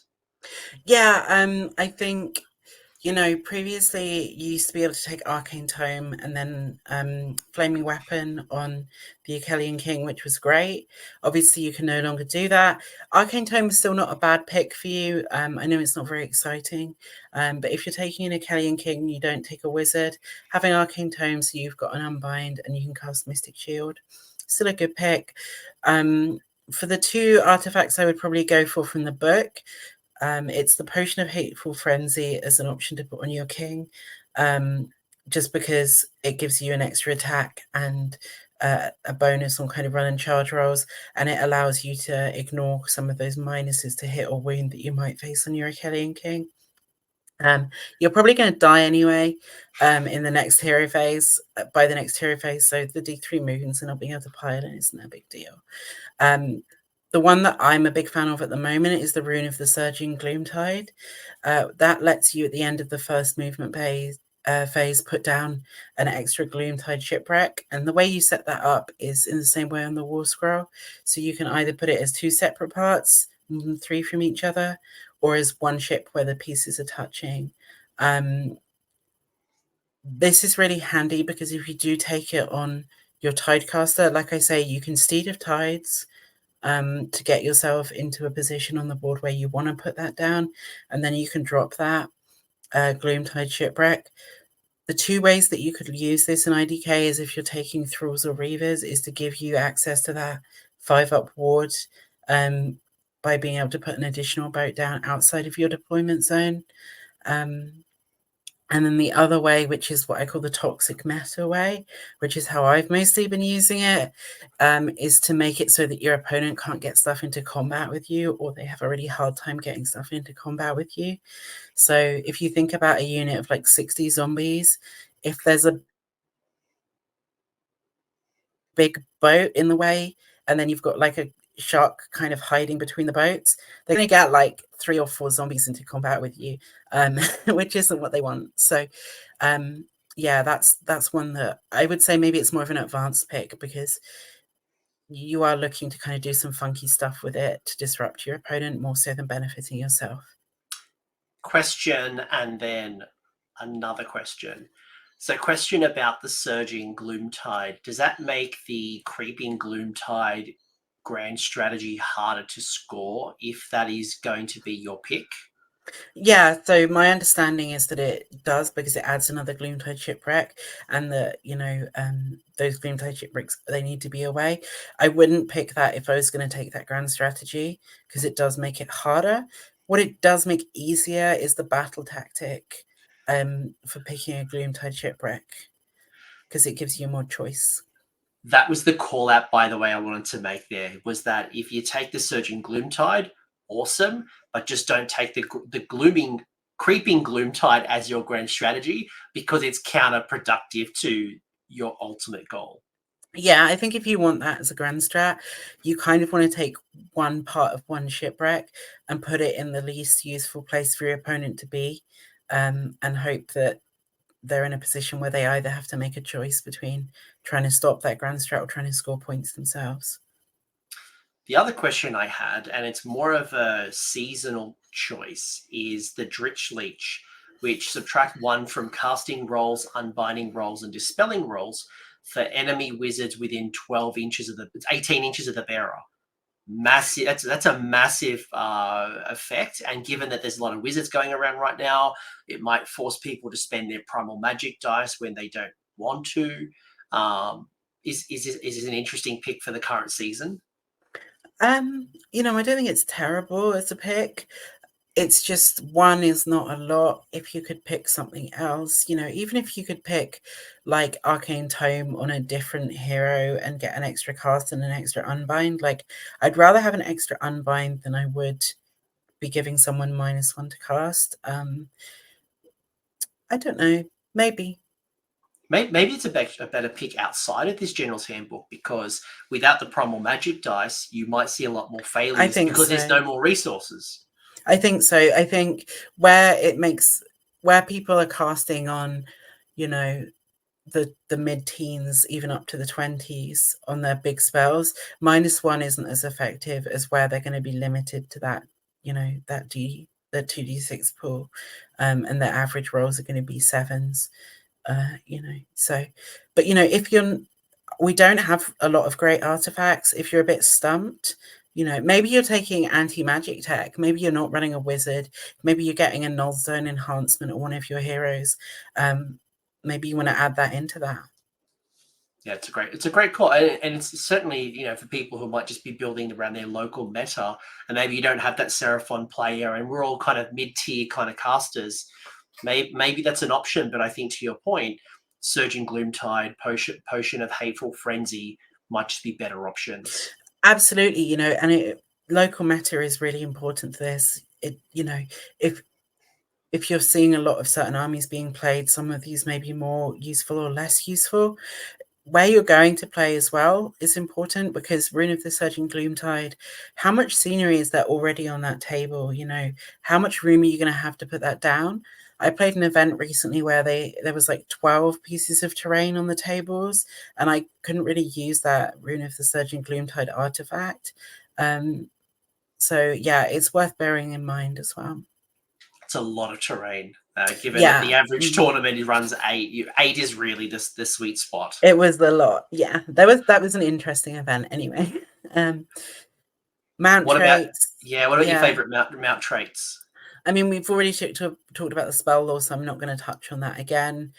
Mount traits, you know, my favorite for the Leviathan is the reverberating carapace, turning that void drum, which is the +1 to save, and then also the ability to give plus to hit on your Namati units from a 12 to a 15. That's just really nice. It just gives you that extra 3 inches on either side of the turtle, which is quite a big base. You know, say you're running a lot of sharks, that means you could get 2 or 3 more sharks in range of that +1 save. I think that's the standout for the Leviathan. For the Deepmare, I think, you know, Void Chill Darkness is one that has been historically popular. Maybe it's not super useful because your king's not going to survive long enough. So you might just want to go for Savage Ferocity just to get some extra attacks in when you're going to do as much damage as you can. But I think either of those are fine. I probably wouldn't pick Swift-Finned Impaler because it's not going to come up enough to be useful.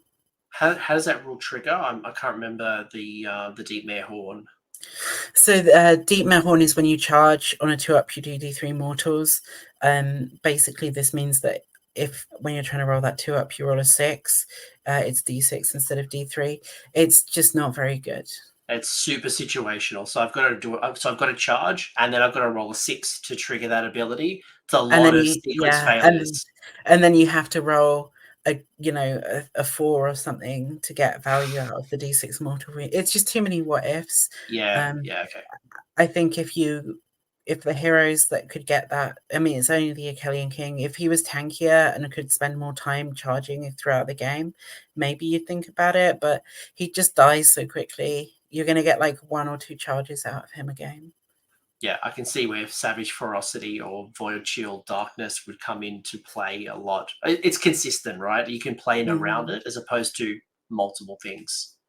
Yeah, for sure. And then I think the other Leviathan mount traits, I don't think they're great.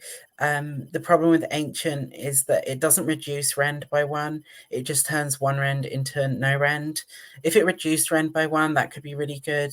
Sadly, it doesn't, so I wouldn't go for it. And then -1 to wound on it's only melee weapons that have a damage characteristic of 1.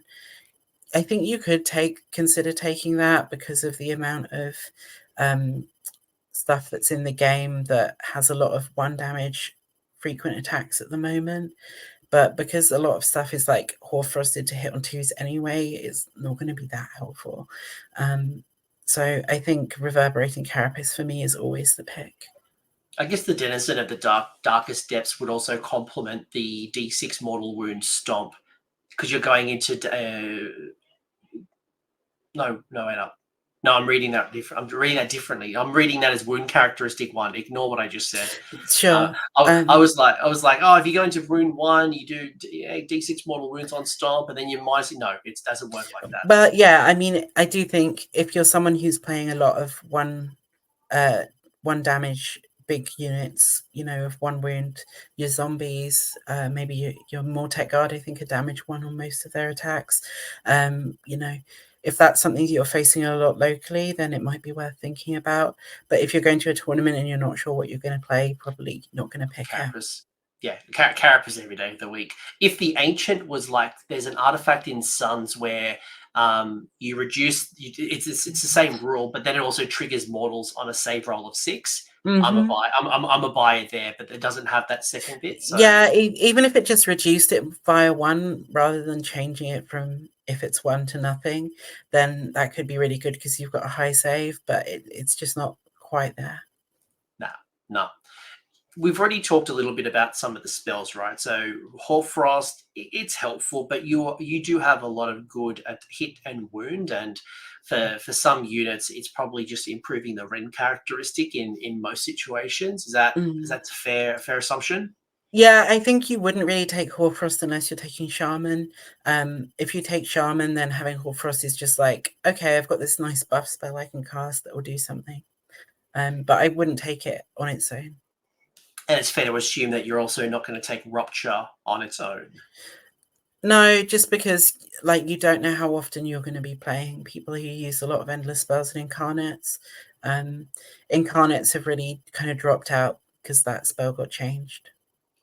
Yeah, and look, if Games Workshop bring like Dawnbringers 4 based around an incarnate of snow, okay, different story. But right now, yeah, incarnate representation rate has dropped dramatically since Rupture as a spell changed. Yeah, again, just keep an eye out. If the meta changes, if we see incarnates, it gains a lot of value. Blizzard. So are you taking Blizzard? Your wizards aren't very cheap, so you're getting them in threat range. Obviously, 46 is a great amount of mortal wounds. You can't negate them. So even though some of your wizards have like a 5-up ward, the damage from Blizzard can't be negated. So if you roll that 1, you're taking D3s. Yeah, I mean, I do think you're not super worried about rolling the 1s because you've got wards on your little guys.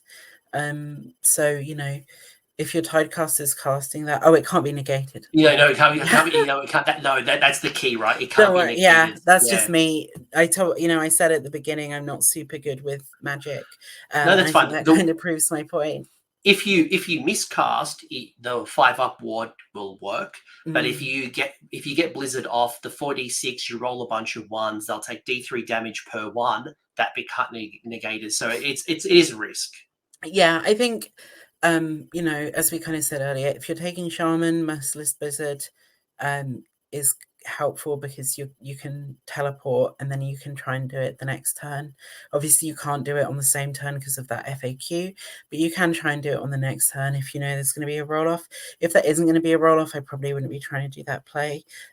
If someone's trying to come into you, then again, you've just got that threat range that gives you a bit of help.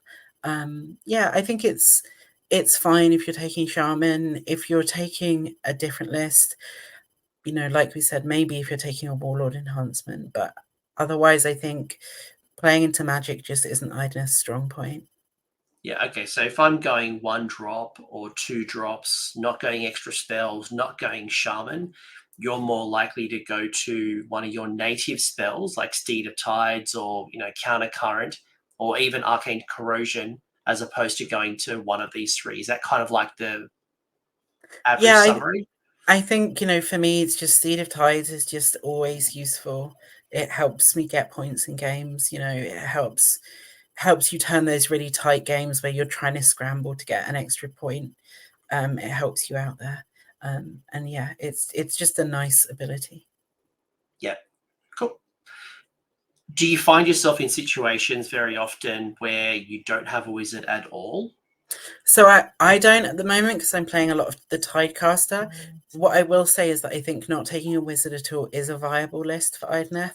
I think if you're playing that Achillean King as your main hero, if you're running like say a Soul Scryer or Lotan, it is viable. If that is the case, I would strongly suggest the Pouch of Null Dust. Cool. That was my second question, because you've got a lot of priests. As you said, there are 3 wizards, the Eidolon C, you've got the Tidecaster, and you've got the Underworld's Warband. So it is achievable. Pouch of Null Dust being the choice if you find. Would you build a strategy around not taking a wizard, or would it just be the fact that you built your list, you found you don't have a wizard, Pouch? I think, if you're playing more of like, I want the Achillean King and some eels, maybe I want a Soul Scryer with a couple of units of Reavers that can kind of pop up somewhere. I definitely think like choosing Pouch of Null Dust over, say, an Arcane Tome on one of those heroes is definitely a really valid option. And I would say that it could be quite beneficial, particularly because of being able to stop magical dominance, even if you're out of unbind range. I do miss Arcane Tome Flaming Weapon. I really do miss it. Do you have a favorite grand strategy for the current season? Yeah, so for me, Achillean Pursuit, I'm running a list at the moment that is 9 sharks and a turtle. So that's 10 Achillean units on the board. I just need to keep 3 of them alive because they're so fast and they're going to be able to get within enemy territory. I've scored it in every game except one that I've played. I think it just ties in really well with that list. I think if you're playing less of kind of an Achillean based list and you're looking more at those Namati units, the Creeping Gloomtide is an option. Just bear in mind that it is fairly easy for your opponent to stop. And it could be a situation where it gets you more points where you're already winning. Slaughter of Sorcery from the GHB. Again, if we're talking about not taking any wizards in your list, like maybe you're running Eos and Achillean King, that could be a good one to pick because you're going to want to kill your opponent's heroes anyway. So that would be one that I'd potentially be looking at. And Spellcasting Savant, like we've talked about, your Tidecaster is quite tanky because of having that ward and a decent save. So it's not a terrible choice because of Forgotten Nightmares as well. And, they are quite easy to keep safe. Plus, with Riptide being a range of 18, you can be throwing spells out and keeping your wizard protected with the ward if it's near Lookout Sir abilities as well. Yeah, and you can do stuff like garrison the Tidecaster into a boat, and then you're getting an extra save stack and -1 to hit. So yeah, I think Spellcasting Savant's a decent choice. Yeah, I think I wouldn't so much be looking for Dominion of the Deep ones, just because you have to keep that turtle alive, which can be tricky if they've got mortal wounds. And also your opponent might have quite a lot of monsters, which you can't control.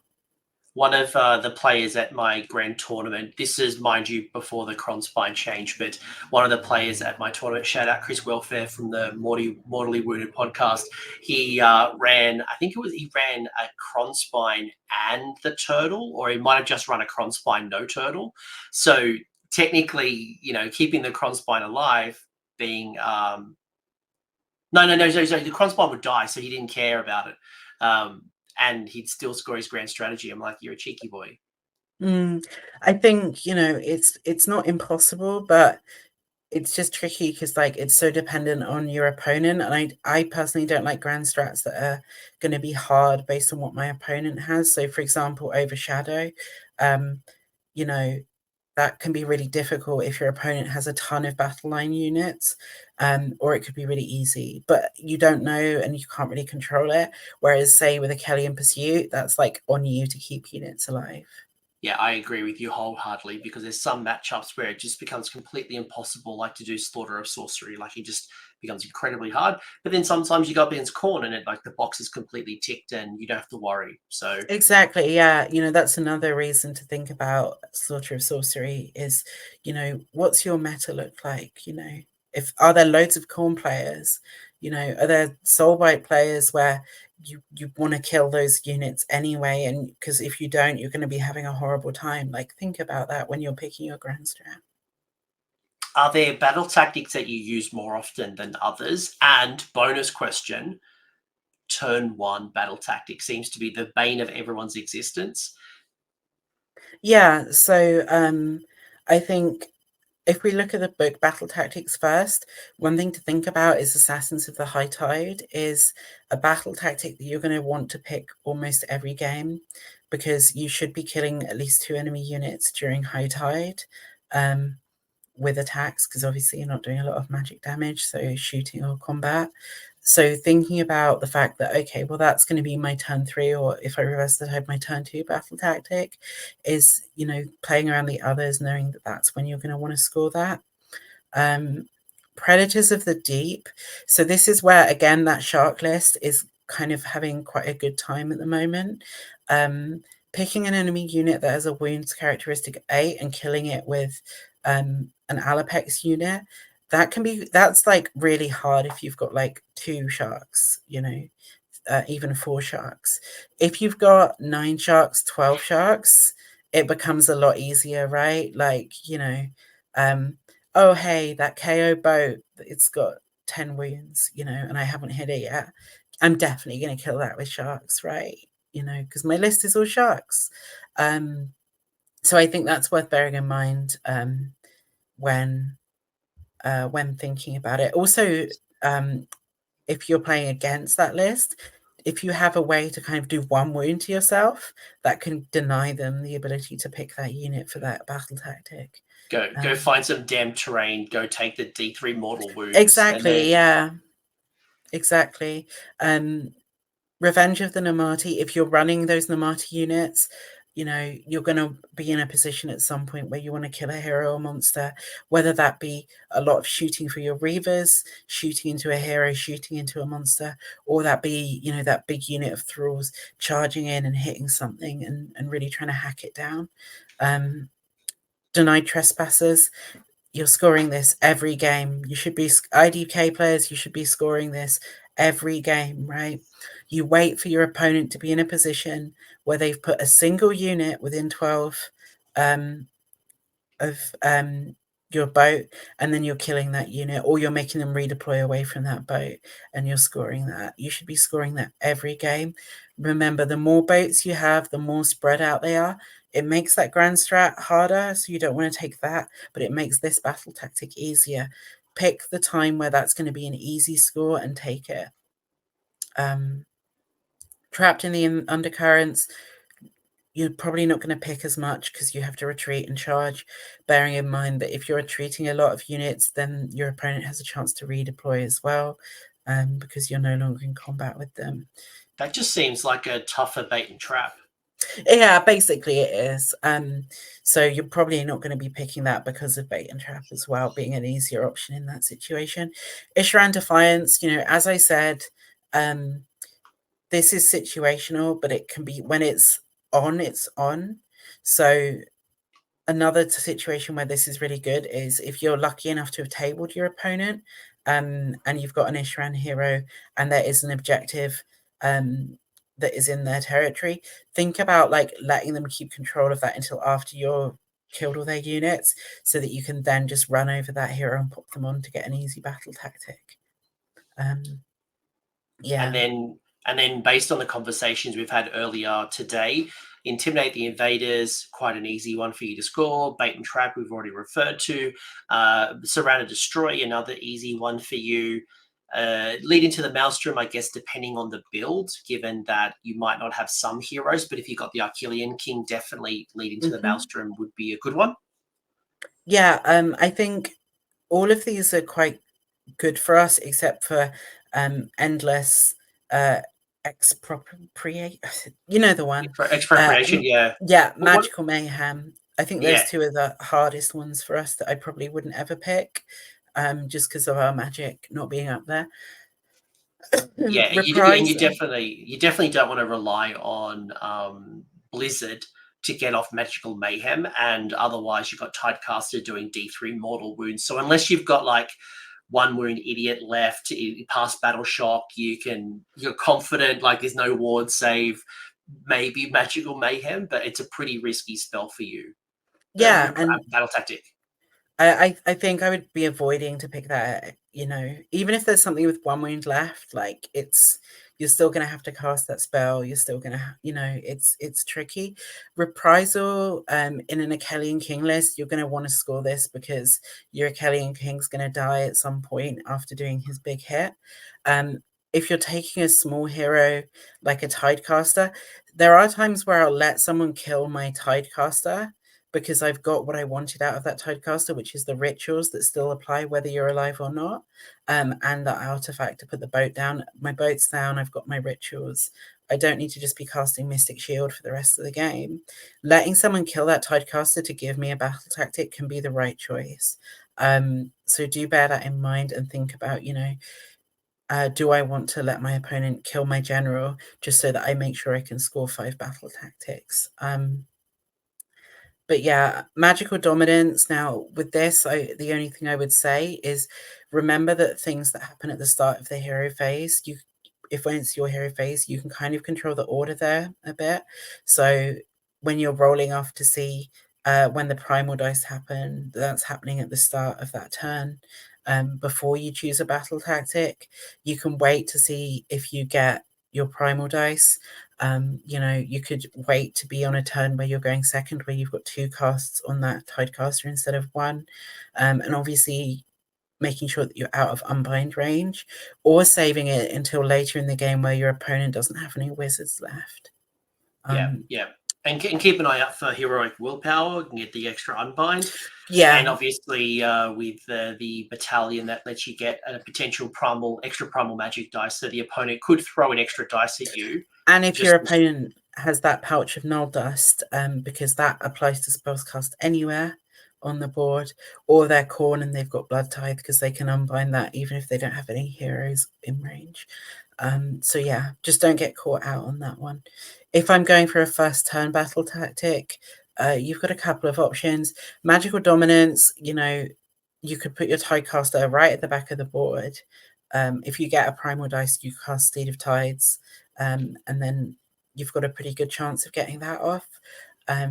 If your territory is like an 11-inch line, so where your territory doesn't go up to that whole half of the board, or where your territory is kind of down the sides and the flanks aren't in the territory on a couple of battle plans, intimidating the invaders early on is fine, where you're going to want to come a bit forward or you want to move to the side.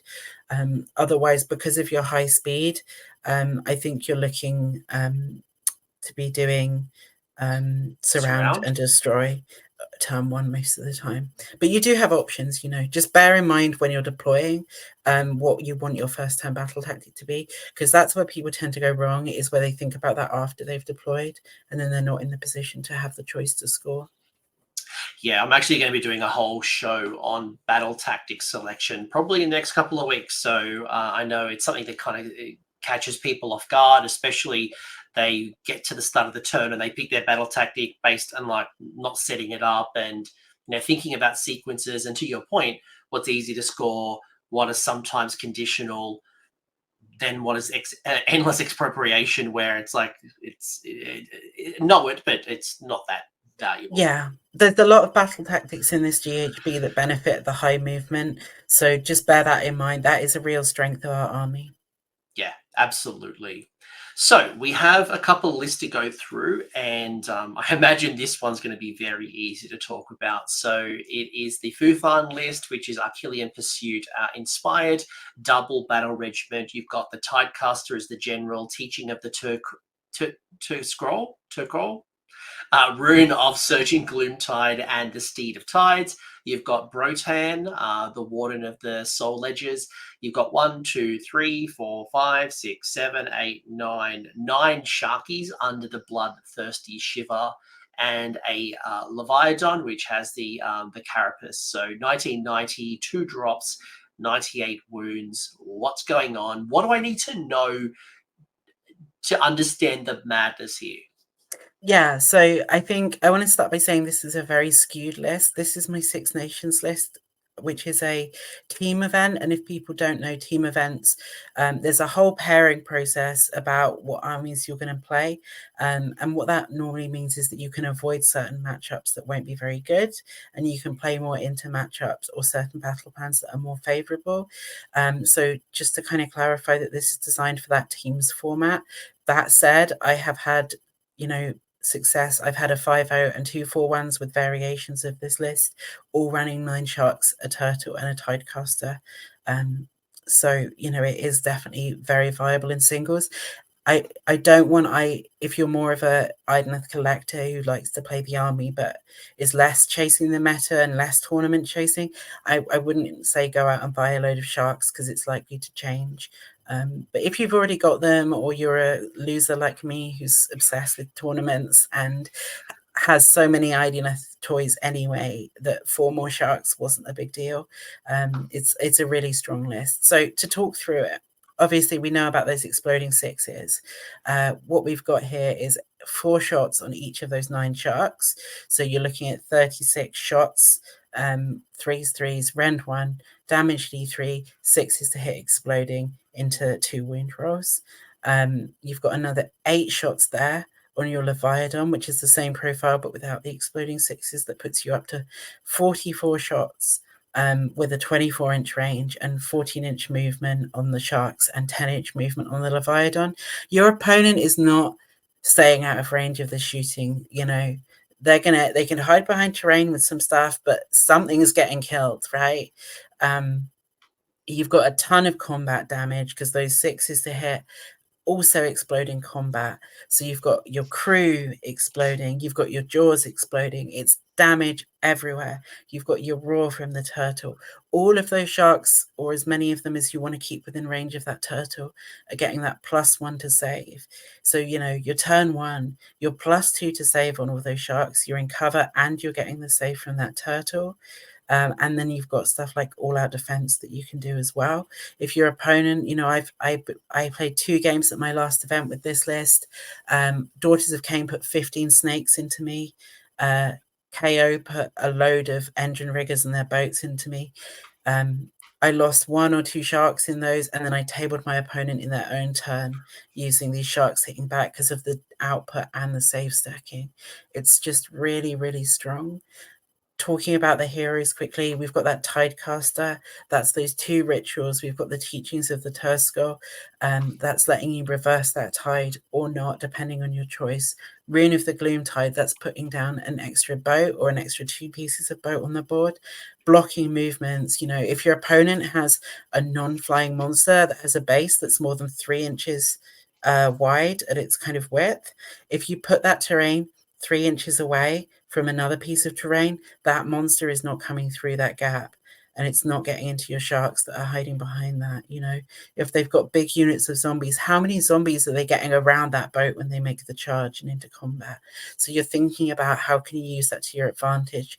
Can you set yourself up for a battle tactic next turn by putting that piece of terrain in a place where you know your opponent's going to be sending a unit? Seed of Tides is my favorite spell. It just lets you have that maneuverability. You know, it lets you pop and get an objective that your opponent's left unguarded. It lets you just get your Tidecaster into trouble or out of trouble, as and how you like it. You know, it's just a really useful utility spell. Lotan, he is the guy.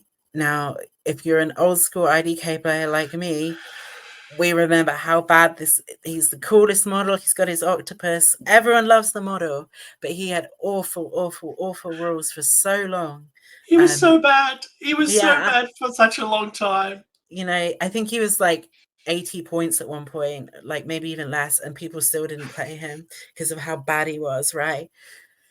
Now, what is it that makes Lotan so good now?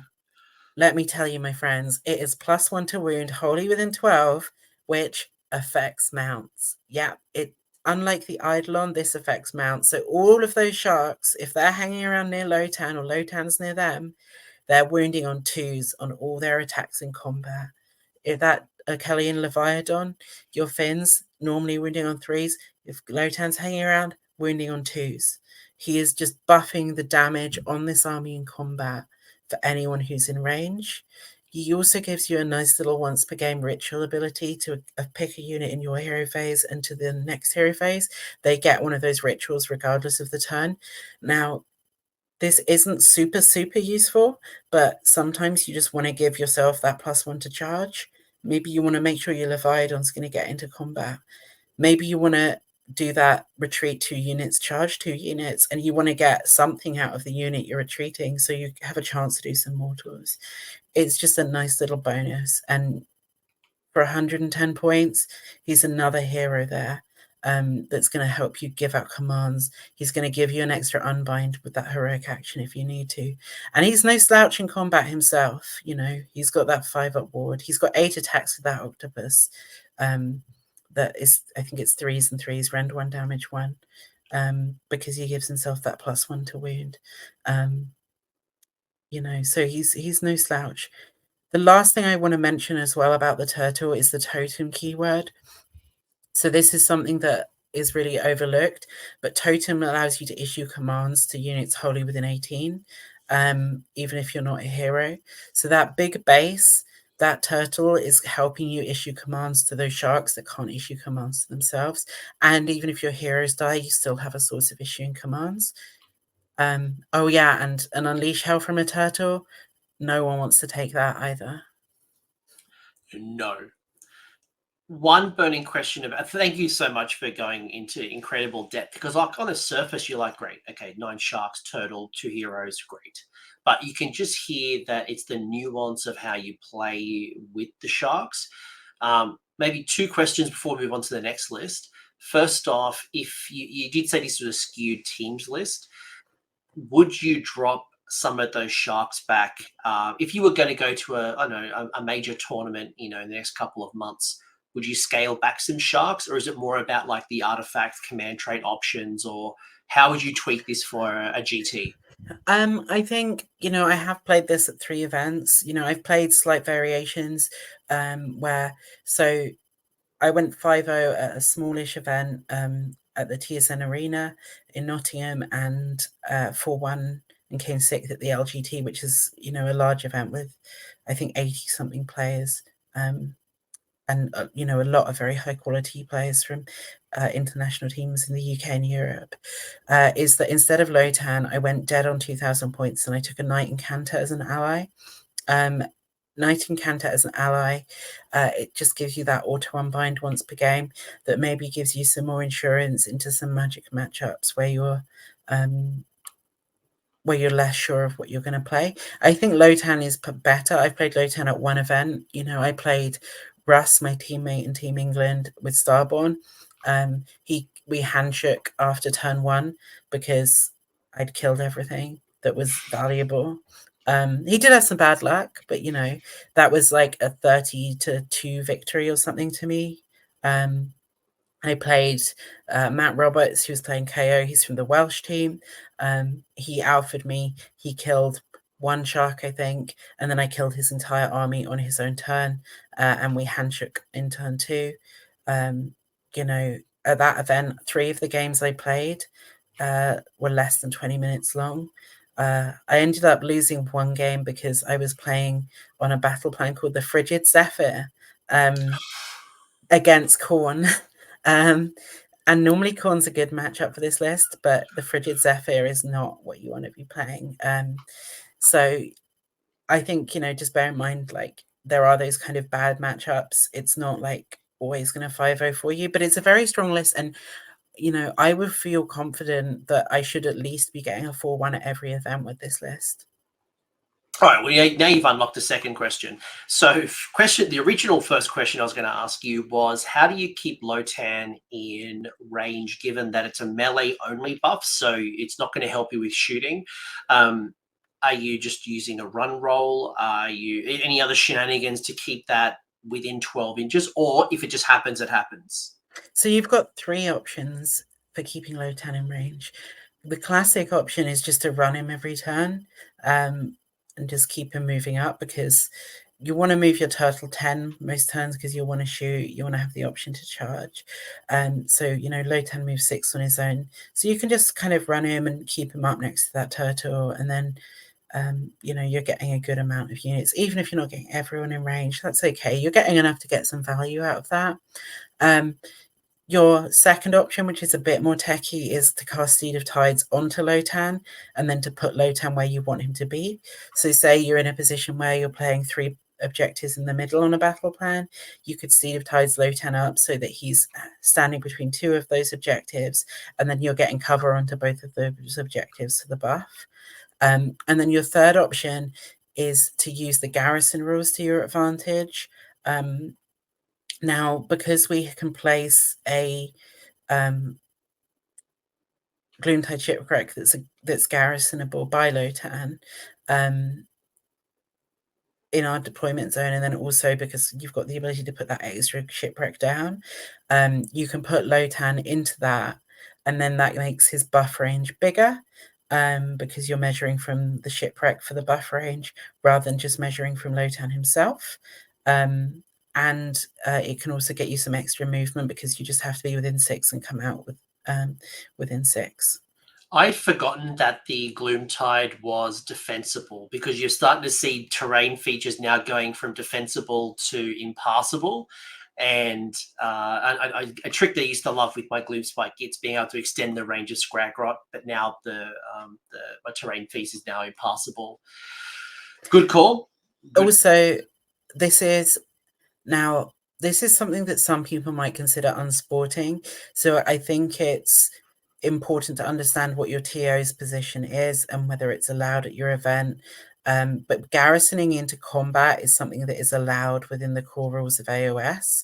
So bear in mind that you can put a ship breakdown. If your opponent goes within 3 of it, you could put Lotan into it and garrison them into combat, so they're trapped in Lotan in a garrison.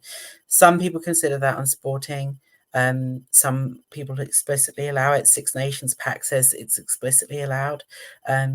So just bear in mind that before you do that, it could be considered a gotcha play. No, good call out, especially for some of those obscure rules. And I know people are still getting used to garrisoning. I know some people don't even use regular terrain rules. So like build that up over time. And I think to your point, just have that conversation. I am conscious of time, and I know our time is running out. And I love this conversation, by the way. I think we could talk forever, Hazel. This has been so good. I know you do have a second list, and I do have a bunch of questions that the Discord has asked me that I want to rapid fire at some point.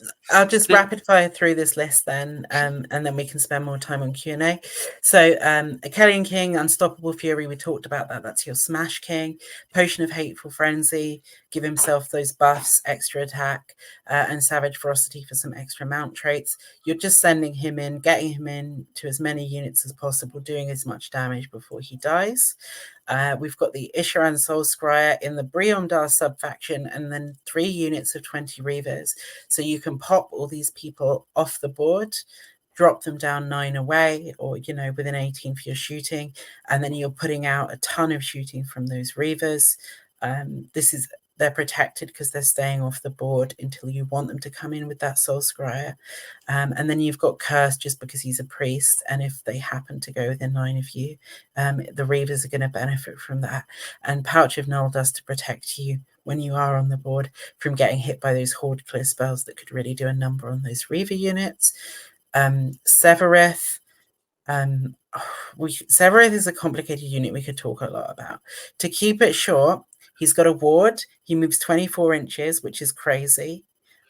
He is very good shooting. He can move in your shooting phase 12 away, so he can come up, shoot something, and then run away. You can force your opponent to have to shoot him. He can just go off and get objectives. He's just a really solid ally pick and just adds to that shooting that's in this list. And then we've got our old friend the Turtle to give us those hit buffs and save buffs on our Reavers, monstrous actions, some combat damage, and some shooting, all in a 1-drop. So you have that choice of generally going second and then hoping to double turn. Your games are going to be over very fast. You're not going to win all your games. But, if you're someone who wants to play Idoneth and then wander around tables annoying people and having a beer, this is the list for you. I love it. And if people want to know more about the intricacies of Severeth, that's an ally coming out from the Lumineth Realm Lords, you can check out my video with Lumineth Realm Lords. I did a great video, and my guest did a very good analysis of how Severeth is a wonderful hero sniper, especially Blizzard Wizards and your Antorian Locusts, where Severeth's crazy movement, some of the shenanigans that Severeth does at the points value is such a good choice. Yeah, and I think, for an Idoneth ally, you can't go wrong with Severeth. If you want to include an ally, then, Severeth is a great pick. While we don't have enough time to really go through this, I just want to acknowledge over the weekend, Aaron Newbombs went 5-0 with this list, an IDK list at the SoCal Open. There's been a couple of other good lists lately. I saw Paul Wright from America did another, I think, 4-1 performance. So you're starting to see over the last month or so some really good scores being racked up from IDK players. We won't go through this, and maybe just one quick call out is that the Battle Mage will change very soon. So that wild form is changing as a City of Sigmar ally, so you won't be able to get that +2. But for someone who's looking for a bit of variety, I think we've shown off 3 different lists. And why you don't have to just go completely sharks. You can go to multiple different builds, multiple different enclaves, lots of great variety. And I'm sure there are great EOL lists and, people building around certain things. Hazel, anything that you want to quickly mention on here before we get into the Discord questions? Just well done, Aaron. Great to see a 5-0 with a fellow IDK player. And I think this is really positive to show that there are this other lists that you can play. And I hope that people watching can take this as inspiration to go and try different things and see what works. The other call out I'll make as well is this is an interesting use of the Antorian Acolytes Battalion. So going 4 drops, this would be 3 drops, I think it is. So you would get your extra primal dice while not trading off too much when it comes to your deployment. So if you're not too worried about 1 drop and you want to get a couple of extra primal dice, not a bad way. Yeah, and it's just giving you all those options to get those charge buffs, to get those rend buffs, to get those wound buffs, those hit buffs on those thralls to make them into those super effective units. Yeah, and Aaron writes for Wohammer as well, so no doubt you'll probably see an article on Wohammer. Go check it out. Aaron's a great writer and a good player, so well worth checking out. Are you ready for the rapid fire round? Hit me. All right, rapid fire round. Nothing too crazy. So, Demon Gimp. The first question. So Demon Gimp saying, I'm new to the faction and want to learn, lean into Nomadi heavy playstyle. How do I pull it off? So I think, a good start would be to look at Aaron's list that we just mentioned, and to look at the heroes in more detail and to see how he's managed to get those buffs. Things like the Thrall Master that's giving you exploding 6s on the hits. Dhom-hain is the sub-faction that's making those thralls have a chance to charge twice, fight twice. Fight twice. An Eidolon to give you a wound buff, Hoarfrost to give you a rend buff. Just look at the ways to buff those units, and then make them as effective as you can, and really play into that.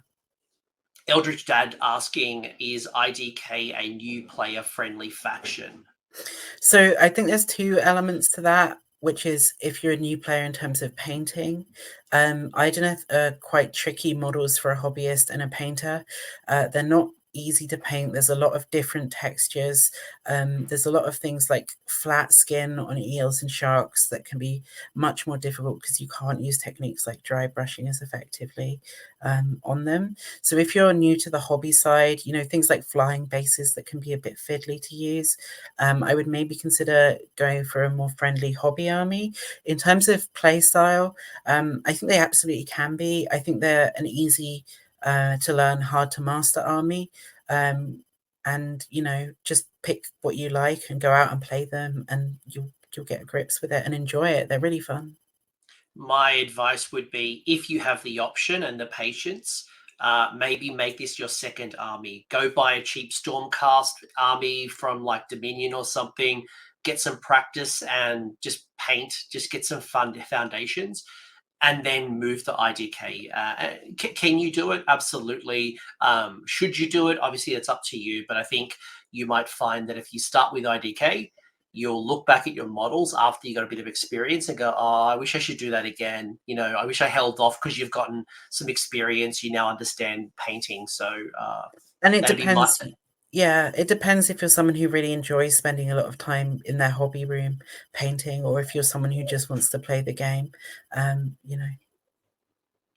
Ross AOS, I think we've already acknowledged this one. Is Thralls and Reaver heavy lists still viable? We have talked a couple of things around the enclaves and how you might do it, because Ross Dog, while we know everyone loves sharks, his dice hate them. So okay, yeah.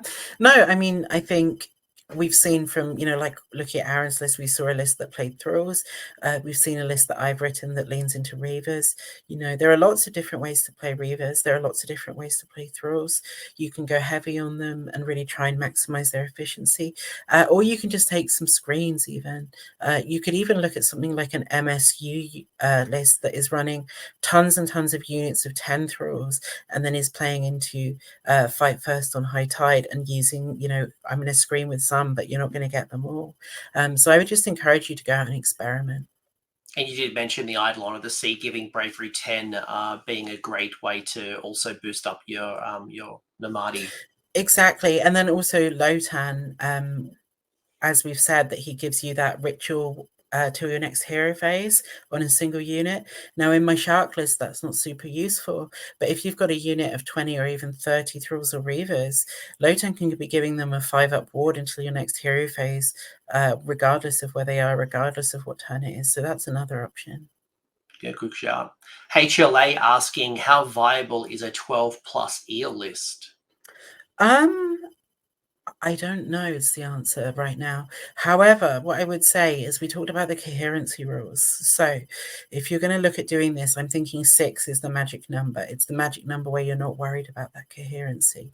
I'd be looking at Mor'phann Guard over Ishlane Guard, and I'd be looking at playing them in the Iron Rack sub-faction so that you can either give them that run and charge on any turn that you want as a heroic action, or you can give them that retreat so they can come out and charge again and get those bonuses. Consider Volturnos and a Kellyan King together, 2 Iron Rack heroes that can do the heroic action. Volturnos to give extra attacks on High Tide. The King to give an extra turn of fight first. You know, those hit buffs from the Kings. An Eidolon of the Storm to give them some wound buffs. You know, go out and try things. But, you know, I think there is an eel list out there. I agree. I think I would be looking at Iron Jaws and maybe get an inspiration from piggy lists and seeing how they, you know, some piggy, 2 blocks of 6 and a couple of 3s. You do multiple 3s and board control. I think there's definitely an option, but how you do it, maybe it's more like also like Boingrot Bounders where you just doing it a lot of mortal wounds on the charge. Yeah, so when I played at War in the Heartlands about a year ago, and I ran an Incarnate and then all 3s of eels, Volturnos and the Kellyan King, and it was just charging in all those eels that are MSU that are just doing a lot of mortal wounds, and then using the fight first and the buffs from the King and Volturnos while having that Incarnate as a kind of pin piece. So that was when the eels were, I think, about 20 to 30 points more expensive per 3, and the Kings and Volturnos were more expensive. So, you know, you could get a lot more eels for the price that I paid then now. Scott D asking, placement for the terrain, is it worth splitting it? That depends. So is it worth splitting it? What do you want from your terrain? Are you trying to give units of 10 Namati a 5-up ward? Are you trying to create a barrier that your opponent has to work around if they try and alpha you? Are you trying to create a big footprint so that Lotan can sit in it and give out a big buff range? What do you want from your boats? Ask yourself what you want the boat to do and then make your split decision accordingly. You're doing a cracking job for a bunch of random questions coming out of nowhere, so I'm going to give you shouts. Real Finger Gun saying, it's a really good question, is do you have a trigger for when you flip the tide? So they don't seem to be able to crack the code in regards to when is the right time to flip if the choice is there. Okay, so rather than saying like this army yes, this army no, what I'm going to say is this as a principle. Is your opponent going to early on in the game come into you and try and do a lot of damage? So, you know, are they going to send a big unit of Iron Jaws, a big unit of pigs, a Bloodthirster? Are they going to have shooting and you want that ritual that lets you zone out that shooting? If so, you think, I don't want to flip the tides. If they are an army that's going to play in the mid board and you need to do as much damage as possible, if they're a slower moving army, if it's a situation where you think, you know what, I can really just smash this person off as quickly as possible, yeah, flip the tides. And the only way you're going to learn that is through making mistakes and trying. So what I would suggest is the first time you're playing with flip tides in all your games, and then play an event where you flip tides in none of your games. And learn how it feels both ways, and then get an idea about where it works and it doesn't work. Innuendo asking, what is the biggest mistake IDK players make? I think underestimating the fragility of the army and misunderstanding that the game is 5 battle rounds, not 3 battle rounds. You know, it's fine to go behind on points at the end of the game, at the beginning of the game, if you know you're going to be ahead on points at the beginning of the game. You have to have the plan for, okay, my eels are going to go in and they're going to do damage, but what's going to happen to those eels next turn and the turn after that? You know, play on the clock as well. Learn chess clocks. And this isn't a gamey thing. This is just about learning to manage your own time and making sure time is used effectively, and get used to playing 5 turns of your Warhammer and 5 turns of your opponent's Warhammer, because it is a 5 battle round game, and you need to be scoring those points over them all. I don't think IDK really struggles with the obviously, everyone can take time. Actually, I think, you know what, one of the cool things about chess clocks, if you are implementing a chess clock, is you both have equal amount of time. And while you don't have a lot of models to move and a lot of nuance, it does give you the freedom to sit back and take a couple of minutes to actually plan out your turn, as opposed to feeling rushed and trying to get through 5 rounds and making mistakes. As someone who plays a lot of IDK, I will often have at least an hour left on my clock at the end of a game, but my opponent will be using up almost all of their time. Make your opponent use their half of the game and you get your half of your game. Don't let you get a third of the game and your opponent get 2/3 of the game, because they're cheating you out of points. I wouldn't say quite cheating, but definitely Okay. I wouldn't go to that length. But there can be at times where an army is naturally slow, and if you do play slow, probably not intentionally, but you might be rushed and you might not get the full 5. So Yeah, sure. it does help. Yeah. What I will say is, and I'm not naming names, but there are players who sometimes at a very high end, who, if things aren't going in their favor, they will slow you right down. Yeah, it can be weaponized. I'm not saying that it doesn't happen, but for most people probably listening to this, it's probably not an intentional thing that people are trying to slow play you. No. But there will be exceptions, and I guess but you want to finish your game. You want to finish your game. You don't want to be talking out turn 5. You don't want to be talking out turn 4. 100%. Finish your game. And this is one of the problems you find with Nurgle. I find a lot of Nurgle players struggle to get to round 5. And it's not Nurgle's fault, but Nurgle's strength comes in round 5, not round 1 and 2. And if you deny them the opportunity to go the full 5 rounds, that's actually, I think, partially why their win percentage is not as strong as it should be. So just some random theory here. 2 last questions, and I will let you go to work, I promise. Who are your best allies for IDK? So we've already talked Severeth.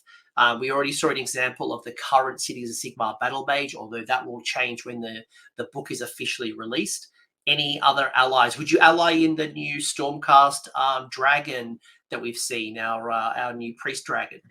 I don't think so. I don't think for Stormcast, the 2 allies that I would say you should look at is Knight and Cantor for an auto unbind. And I can't remember the name, but it was a sculpt that came out at the beginning of this edition. It's a knight something that's an archer that can pick a point. The Knight Judicator with the 2 doggos. Yeah, and you're picking a point and then you're doing some mortal wounds to everything in that point.